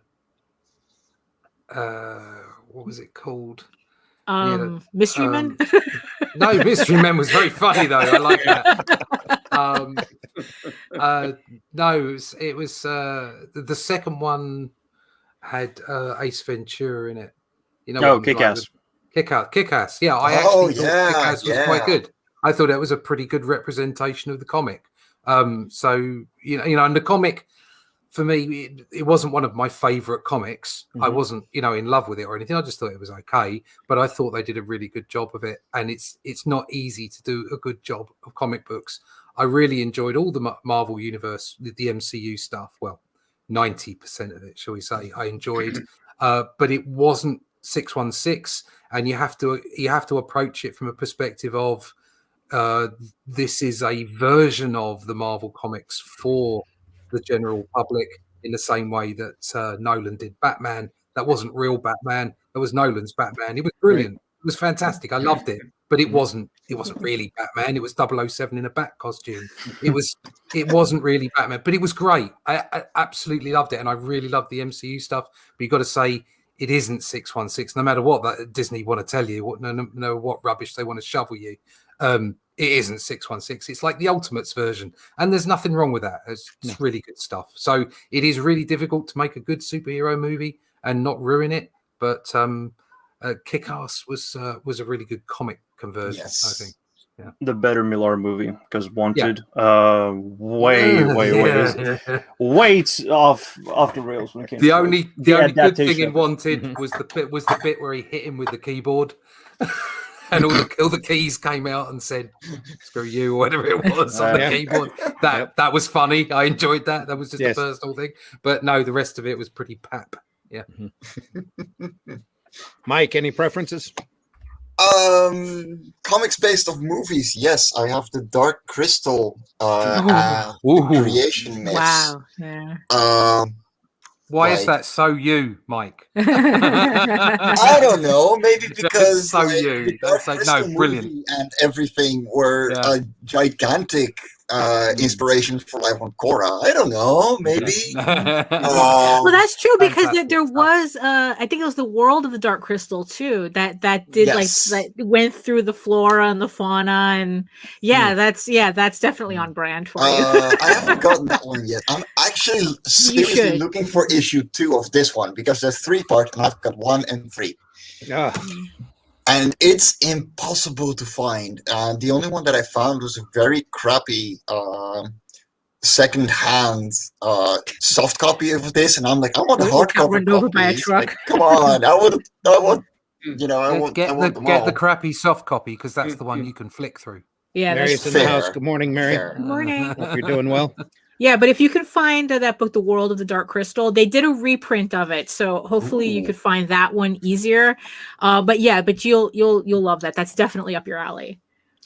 If someone got the last Unicorn graphic novel, hook me up. Nobody says the Crow, my favorite. Is there a last Unicorn graphic novel? Yeah, there is. Yeah. Okay. I found I fell asleep while I was watching that movie. Officially licensed. So Peter S. She just worked with Peter S. Beagle, so cool. He got his copyright. He got his entire copyright back. So I remember reading about that. Yes. Yeah. Flipping the question around, movies off of comics, iZombie. That's one that you don't hear. Oh yeah, iZombie. That was a TV show, but yeah. That was a good one. Yeah, it was. All right, we'll take it. We'll take it. Nowadays it's hard. it's hard to tell anymore. Yeah. Yeah. It all blends together. Kingsman was based off of a comic as well, which a lot of people don't realize. Who was? From the What 90s. was? The Kingsman. Oh, Kingsman. Oh, yeah. Yes. Kingsman. I've never read the comic, but I enjoyed the first film. Yeah. I thought the film comic was at some really good. point. The comic is not that great, but the movie just fucking rocks it. So Up to the golden circle. Daphne. Let's see. Comic. Let's see. It was a comic based on a movie. Well, mine would be a comic based on a movie that never happened, but influenced everything, and it's Meta Barons, which is based on the Jodorowsky Dune treatment that he did back in the 70s, I think it was. So because that movie ended up falling through, he took that and made Meta Barons instead. So that book, the Meta Barons, is the only way I can explain it is that Meta Barons is probably the absolutely most masculine book that I've ever read. It just oozes testosterone. I mean, it's just something about that book that's just absolutely amazing. Because Janowski met Mobius during that time, the ink will come out of that as well. Yeah, no, yeah, it's a very classic Mobius work. Yeah, it's just a lot going on in that work. And again, if you catch Jodorowsky's Dune, it has to be on streaming documentary somewhere. It has to be on streaming somewhere. Probably on Amazon Prime. I'll have to check around, see if I can find it. It's been a bit since I watched it. Yeah. Really fascinating, and it's such a great documentary because it's got such a great hook ending. Yeah. Because they show you what happened. Yeah. To that, not just to the project, but to what the project inspired. Yeah. Inspired, he said in and quotes. That's really crazy when you get into it and you go, oh, dude, it sends a shiver up your back. Yeah, everything you think is new comes 80s, from that. 80s science fiction would not have been the same. Yeah, really. Yeah. Exactly. Without a doubt. And a comic. Well, a comic based on so we did it. Okay, that was a comic movie based on a comic. Movie based on a comic. The only one that comes to mind right now, because it's fresh in my head because I recently got the DVD, is Atomic Blonde. Although I have not read the comic. It's Charlize Theron. I don't think I have to explain more than that. Charlize Theron, John Goodman, my power couple. It's like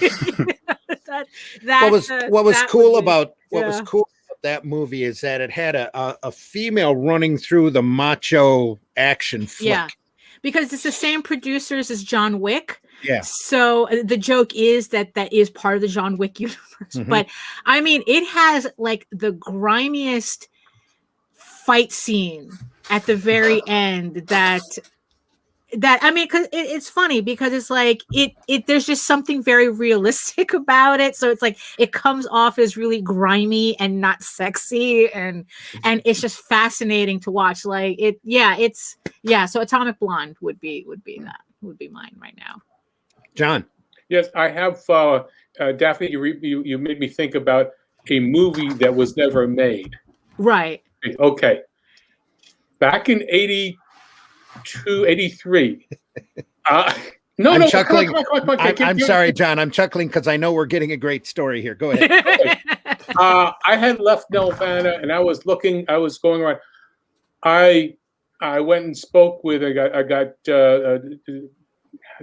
not interviewed, but rather I had a meeting with Brad Bird, Jerry Reese, myself. The Brad Bird and Jerry Reese were developing the Spirit as the comic as an animated film. And I was going to be on that if they had come up with that. So they went on to do, Brad Bird went over to do The Incredibles and Ratatouille and whatnot. And Jerry Reese directed Iron Giant. I went over to Bluth and was working on the video games, So that's something that if it had happened, it would have been a really, really cool thing. Because I just finished off of Rock and Rule. So there was a sensitivity of the animators back then that had a grittiness and yet an element of cartooniness and whatnot that kind of, it was before Disney got smoothed over again. So there was a certain amount of gritty and energy that would have happened, because we were all about 27, 28, 29, 30 years old, and so we would be willing to try stuff that had to break away from what had the Disney smooth was happening. So anyway, Brad Bird would have been he would have been the one to would have been an amazing project. Aesthetic. Yeah. That was being developed, over in was it oh God, but it was just north of San Francisco. Anyway, I was there, and I was, we're visiting in-laws and whatnot in San Francisco, but I had made a trip and gone up and talked to them at the studio. And the producer, who was Kirk Kurtz, who was the producer of Star Wars, he was working with them to develop the project. But nobody, the studios didn't feel animation was worth doing anything. Jeez. Yeah. Yeah. Jake's off camera right now, but he says, I was reminded in my foggy state of mind that there is one book that never got made into film. That's Fashion Beasts by Alan Moore for Avatar Press. Never did read that. I heard a lot about it, but I never read it. It started out as like a movie script, based on, Alan Moore is a bit of a hack when it comes to that he just revamps fairy tales. So he took the Beauty and the Beast story and sort of like turned it upside down with the fashion industry. But the director died, and it just never got off the at all. Just stayed there collecting dust until it got created to a comic, 12-issue comic. Cool. For me, favorite movie that got turned into a comic, if you ever get a chance to get a hold of a version of it, because I think IDW is the last one to reprint them. I could be wrong. But if you ever get to see Alex Toth doing Zorro, which he did for a long string for Gold Key Dell, or Dell and then Gold Key. If you ever get a hold of those reprint books, here's a guy who loves the genre, who loves comics, who takes both of those loves and turns them into a comic work that is literally a master class, especially when it comes to negative space. If you think about Zorro all dressed in black and sword fighting, and it was just his wheelhouse that he always wanted to do. So if you ever get a chance to see that, definitely do.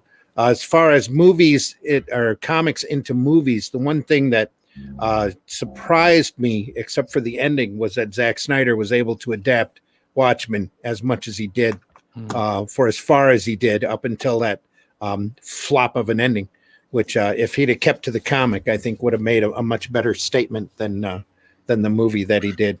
But overall, the visuals and the just the plot compacted down to 2.5, I think, hours from such a work. It's just an amazing thing to see. I would say visually, that's probably the best example of converting a comic book to a film. Yeah, I mean, you flick through the book and it's like, apart from the end, you flick through the book and it's like a storyboard of the film. Yeah, it's just incredible. Now he just wanted me to run home to my mom because I got a package of Creepy Presents Alex Toth waiting for me. Oh, there you go. Oh, there you are. Yeah. That'll do it. Also great work, because he was working in the short story form for when he was working at Creepy, doing a lot of experimenting, a lot of playing around. You play around a lot more with a short story than you can a full comic, so it's so much more interesting to see. It's challenging, that's for sure. Ditko was like that too during the Warren days. He was playing around with washes and all sorts of unusual things, duo shade material. We have another question from Ryan, who asks, right there, boom, favorite pulp comic characters.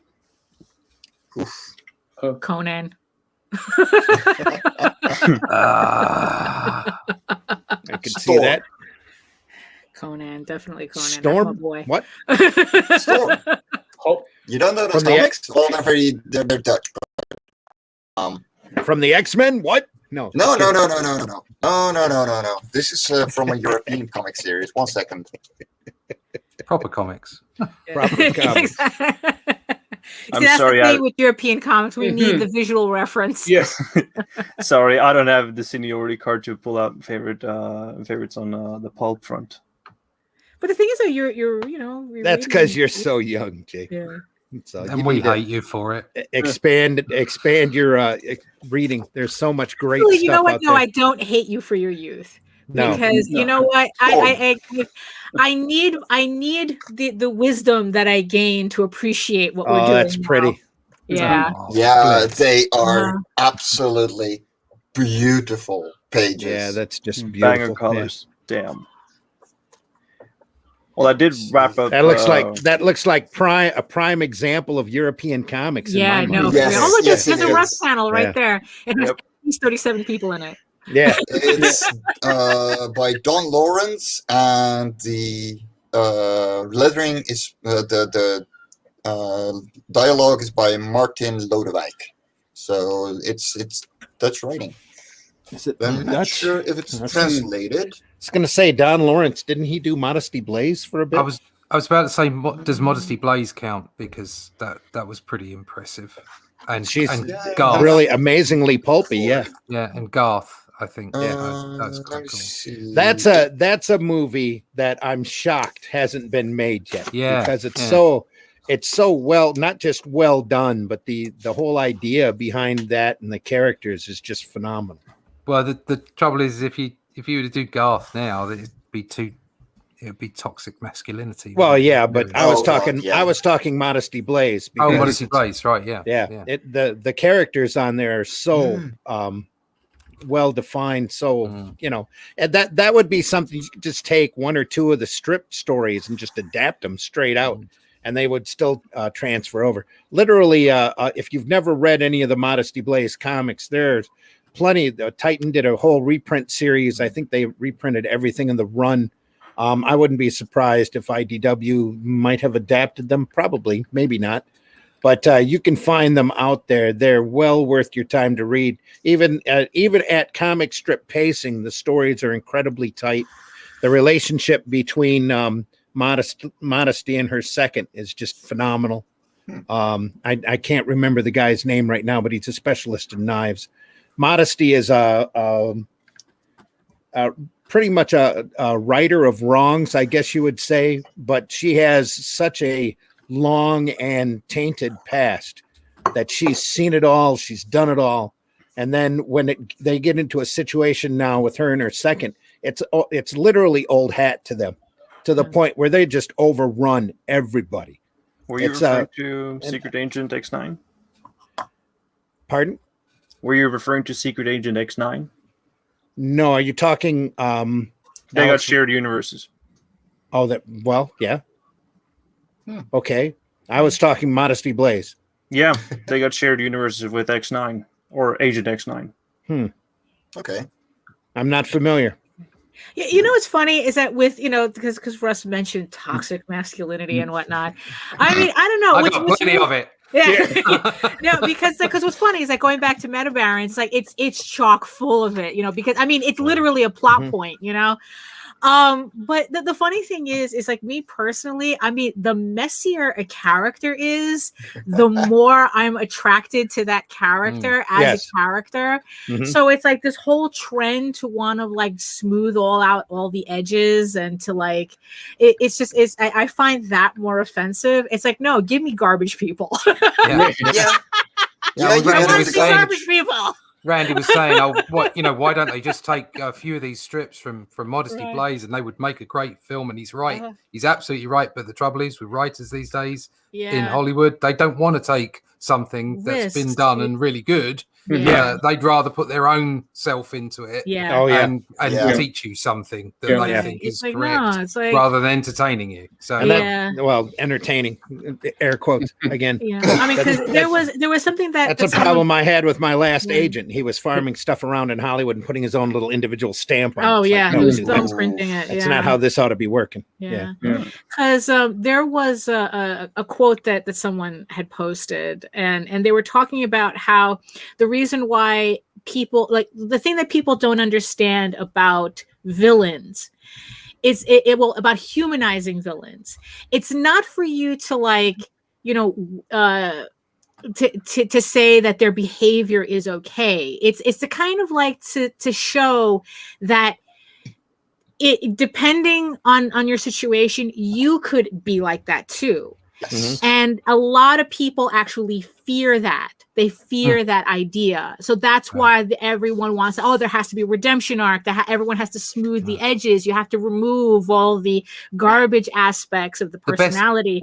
More villains. No, the best villains think they're saving the world. Right, exactly. They think they're the good guys. Right. And for some reason, people fear that idea that could just as easily be them. So that's why there's this whole trend about villainy being more abstract, you know, rather than, you know, it's like, oh, Maleficent needs a backstory. Cruella de Vil needs a backstory. And it's like, why? It's like, why can't people just be assholes for the sake of being assholes? Well, you're just I don't wired need to that way. explain everything. Yeah. There's that cringy video that Marvel released with a bunch of their writers talking about how they would much rather be writing villains than heroes. Right. It's you like, know, dude, but the thing is, though, it's not because it's like, you know, because the thing is, though, it's like, you know, like my all-time favorite character is Patrick Bateman. It doesn't mean that I want to be Patrick Bateman. He amuses me. His behavior amuses me. I wouldn't want to meet him in real life. It's like when I'm watching House MD. It's like he's brilliant as the asshole doctor, but you don't want him as your actual doctor. Yeah. It's like, you know, it's like I don't know. It's like it's just this fear of that behavior that I don't understand that's why people are kind of like softening they're nerfing everything. Yeah. Make your villain your villain. Yeah. If I may, the thing of what I see is if people can't be assured they're going to like the result of the story, then they're going to say, "Oh, I don't want to go." That's why videos or movie ads, you know, trailers give you the entire plot. That's true. They spoon fed. It's like, oh, it's like we're feeding you the entire movie. Don't worry about it. Everything will be fine. You won't wet your pants. Don't worry about it. You won't have to use your imagination at all. There's no brain power involved. The problem with pandering to the lowest common denominator is you have the lowest possible outcome. Yeah, that's true. Yep. Trailer houses are now focused on making TikTok and Access Media. Yeah, exactly. You know, it's like, can you fill us in 30 seconds? For those people watching currently, if you didn't get like the last couple of movies that you watched, like from the plot point, I'm sorry, but please don't do an IQ test. Yeah. Empyrean Volt says Toth Zorro is incredible. I have the compilation and several of the gold key issues. Ooh. Marvi says the Alpha Flight and Brom Space Knight movie, but not by Disney, are the comic book movies I would like to see someday. Good luck with that. Disney only owns 80% of Hollywood right now, so and doing a terrible job with it. Yeah. I'm waiting for the Killraven adaptation. That's just me. Killraven. I would love to see that. I would love to see that done with a little bit of glossing over during the Tuska issues, but the Don McGregor, P. Craig Russell material there, it's really incredibly tight and would be really nice to see on film. How about anybody telling War of the Worlds properly? How would that do? I need to send you my books. Yeah. Because the BBC did it recently, and they were utterly crap. Every version that I see is like running fingernails across a chalkboard. If you've read that material and you go, that's not how that would work. I read the book twice. The book was better, nerds. Yeah. Definitely. just the best ever version of War of the Worlds is the Jeff Lynne or whatever it is, Jeff Wayne, yeah, Jeff Wayne, Richard Burton narrated. Yeah. Richard Burton. Oh my God, that just, you don't have to watch that. That scares the living daylights out of you if you're 9 years old when you listen to that. It's absolutely brilliant. That and the Orson Welles radio play. Yeah. You know what's funny? I had read that the whole Jersey freaking out because they thought the radio play was real was actually fake. It was just some journalist made it up. No, a lot of that was over was over exaggerated, but there was a certain level of freaking out, but it all come down to timing. And it was all something Wells did this partially on purpose. He just didn't expect the hit back that he received after it. He thought he was playing a prank was what he was doing and setting it up.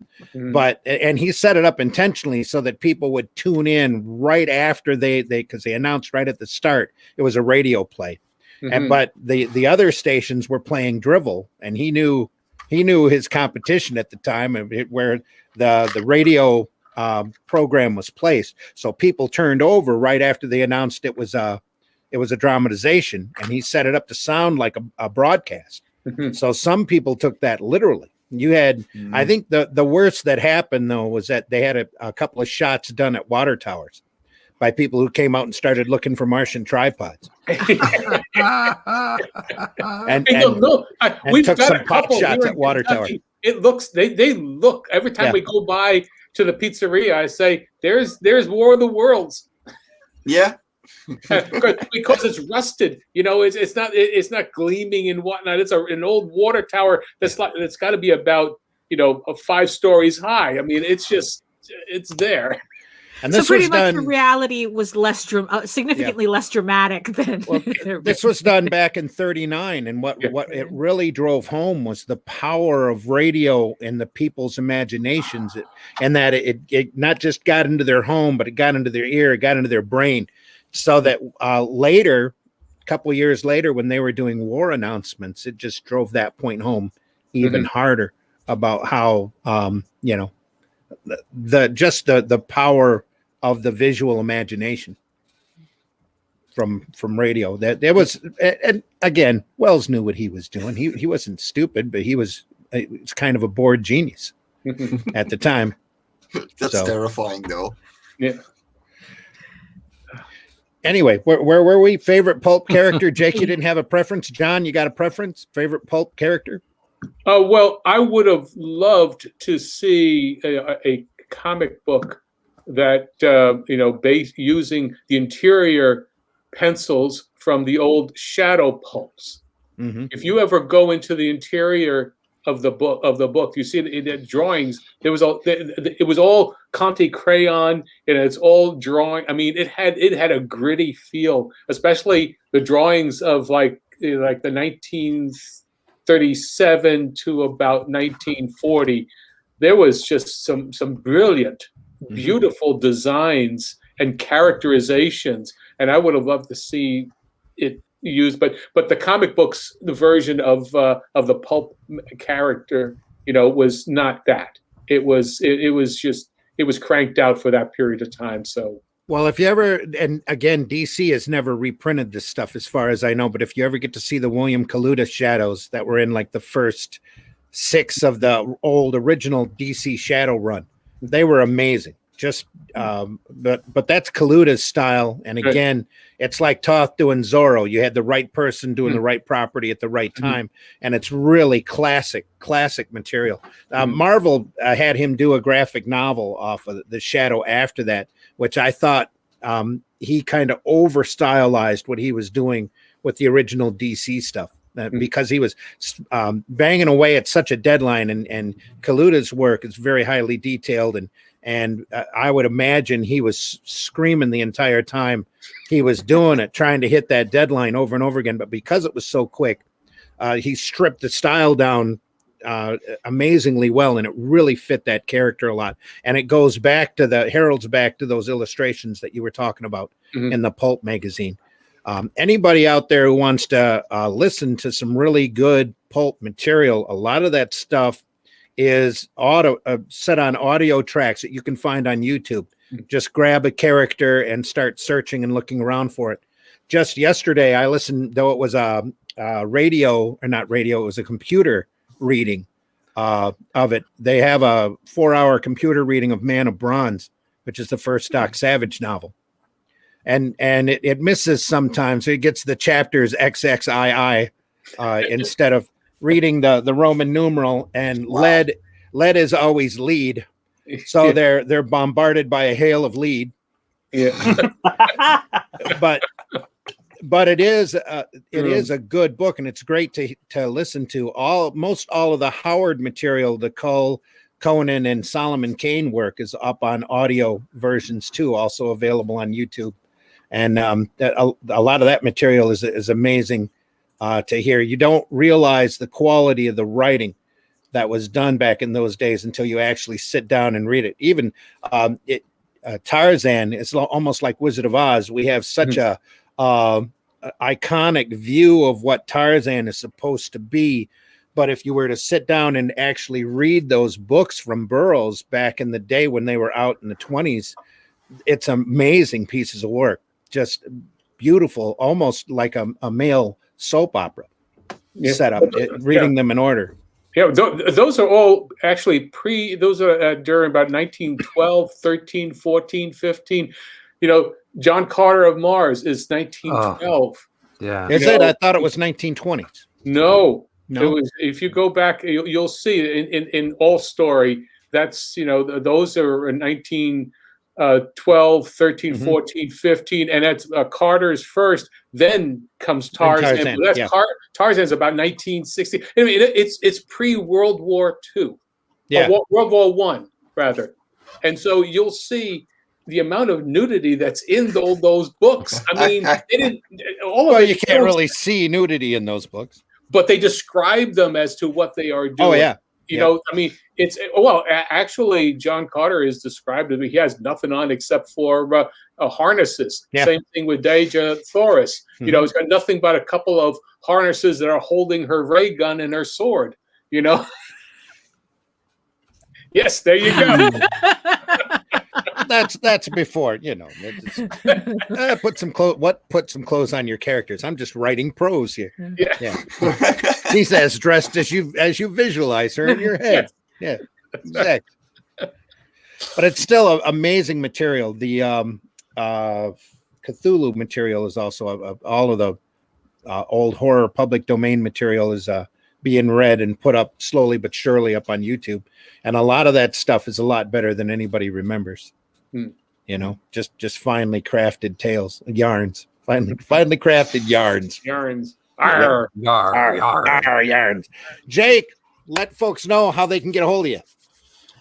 No, they can't get a hold of me, except I get a hold of them. I often take them back to the neck, but if you really want to get ahead of me, head over to Twitter at JTwister. That's a V, not a W. You can find a couple of links to the latest contributions that I've been doing, passing around like 9Volt and Indievolt Revolt. I got nothing else. John, how can folks find you? You can find me on Twitter at Celestre John. I got my YouTube channel. That's the John Celestre, and I've got a pre-launch on Indiegogo for the Bloodwing Angel Chronicles. And so, and if you sign up and support with a hard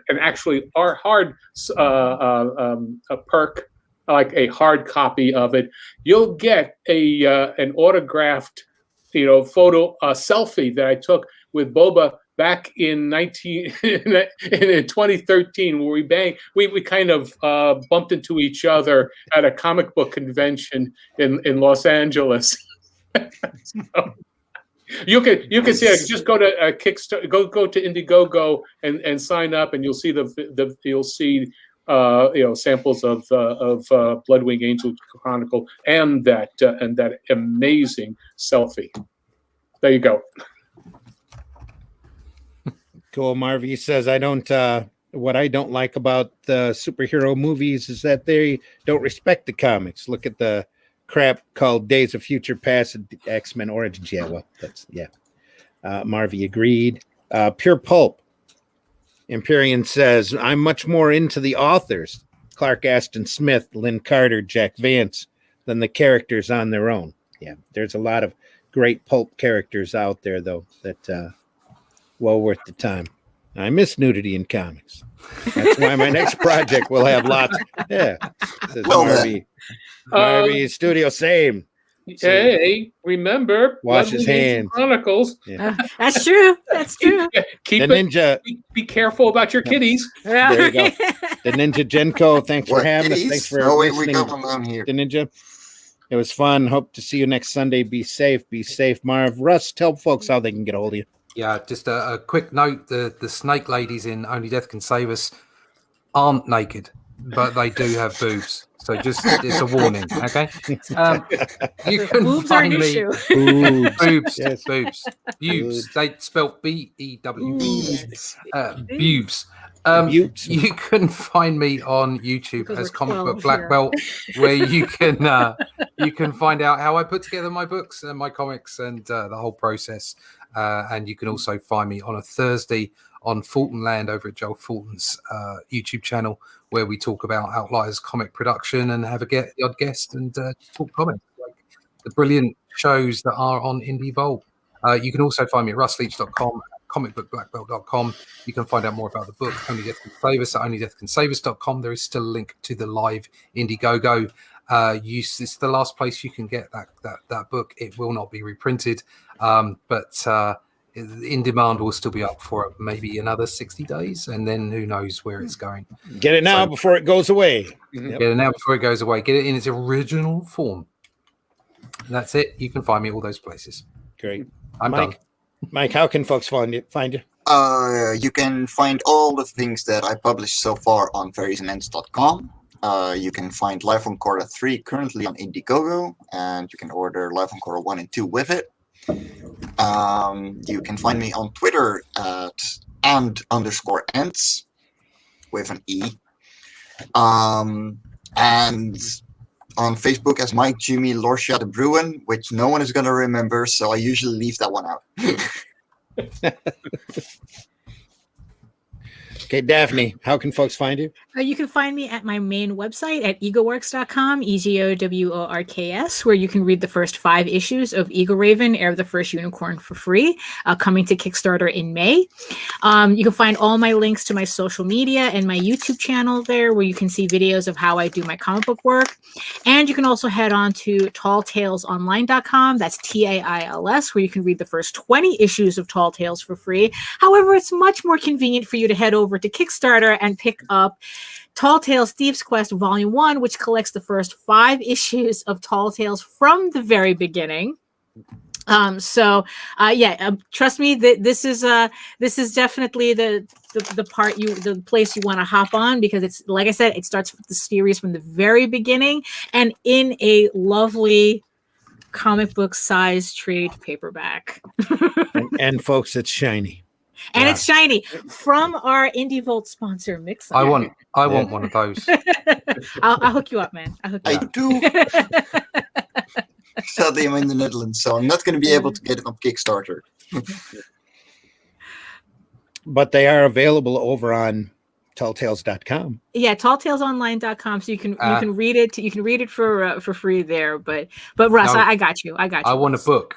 Yes. Yes, exactly what he said. I want a book. Jake is currently loading our chat up with all of your all of the links necessary. Cool. We Thank deeply you. appreciate that, Jake. Thank you so Thank much. you, dude. Want to Yeah, thank no problem. everybody for listening this morning. I know it was mostly art supplies. We hope that we didn't. We hope we kept you entertained out there, and that we're very interested in what you have to say. Don't be afraid to contact us through Indievolt at indievolt.com. Any suggestions or comments are always welcome. I've been your host, Randy Zimmerman. You can find me on Facebook under Randy Zimmerman. You can find me on Twitter under Randy Zimm. But please look for the Arrow Comics 4.0 page over on Facebook, because I'm constantly putting artwork up there as any of our teams are posting work or as we get it done, just to show you the quality of work that Arrow Comics will have coming out towards the back half of 2021, which is coming on us like a steamroller. So other than that, please do give some consideration to backing the Indievolt Revolt Sequential Art Collection. Available over on Indiegogo right now. We have 49 backers. Last time we looked, let's see if anybody came on. Come on. Nope, we still have 49 backers. Come on, guys, fix that. Come on. 10 more pages in the book. I mean, you're getting more buck for your money the moment you back. Yep. Come on, One more 50 backer adds another backers. 10 Everyone pages. gets the print. Come on, you all want this print. guys. One of us. You all want that print. One of us. And 10 more pages to the book, which is a HeroBot story that I'm going to be working on feverishly as soon as I'm done with the current commercial job. So other than that, you can find us here at Indievolt on Tuesday nights at 9 p.m. with the live wire broadcast. Monday nights at 9 p.m. Varian Grant and Eric Hodson do a show called It Came From Webtoons, where they talk about digital strips and some of the creations and creators there that you might not be aware of. Wednesday night, Daphne and the Indie Princess host Geekgasm, which is hopefully geekdom and fandom from a female perspective, predominantly female perspective. They try, like we try to stay light and fun here, but sometimes that doesn't work either. But Thursday mornings, we have the Breakfast Buzz at 9 a.m. that Varian and I host, and Daphne pops in on occasionally. Well, pretty often lately. Might as well be a co-host for that too. I'm awake that early. Friday soon, we might start the Friday night Nitwittery. That'll be at 9 p.m., but maybe not, kind of thing. All depends on if we're drinking and we're all home. But we'll see. We'll see how that goes. And then again, we'll be back Sunday morning for another episode of Sunday Funnies at 9 a.m. Eastern time. All these times have been Eastern time. We want to thank our radio audience out there. We don't have our numbers because Varian's not online yet, probably not awake. I think he's awake. But other than that, we deeply appreciate you listening to us on the radio, YouTube, or wherever. If you are listening to us on YouTube, even if you're not listening to us on YouTube, please go over to the Indievolt channel and subscribe. Hit that bell for notifications. We desperately want to pump our numbers up there so we hit that 1,000 mark so that we can start taking super chats and have to worry about our content. Yes, exactly. And the things we say just a little bit more than we do now. We want to get monetized so we can get demonetized again. Exactly. That's our goal. Yeah. We have people scouring us for copyright infringement as it is. So we're going to go out the same way we came in. Any last words from anybody? Buy independent comics, especially ours.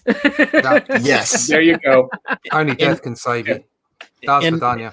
Enjoy those indie books, folks, and don't be afraid to give them away as gifts or presents. So it's all just good. Start drawing.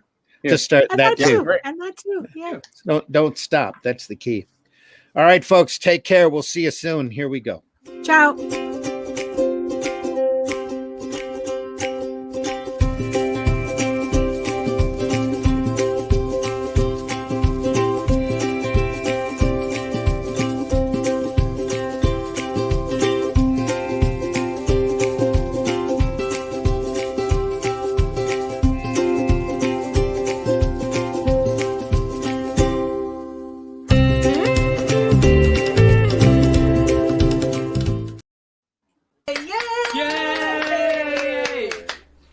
What you've accomplished.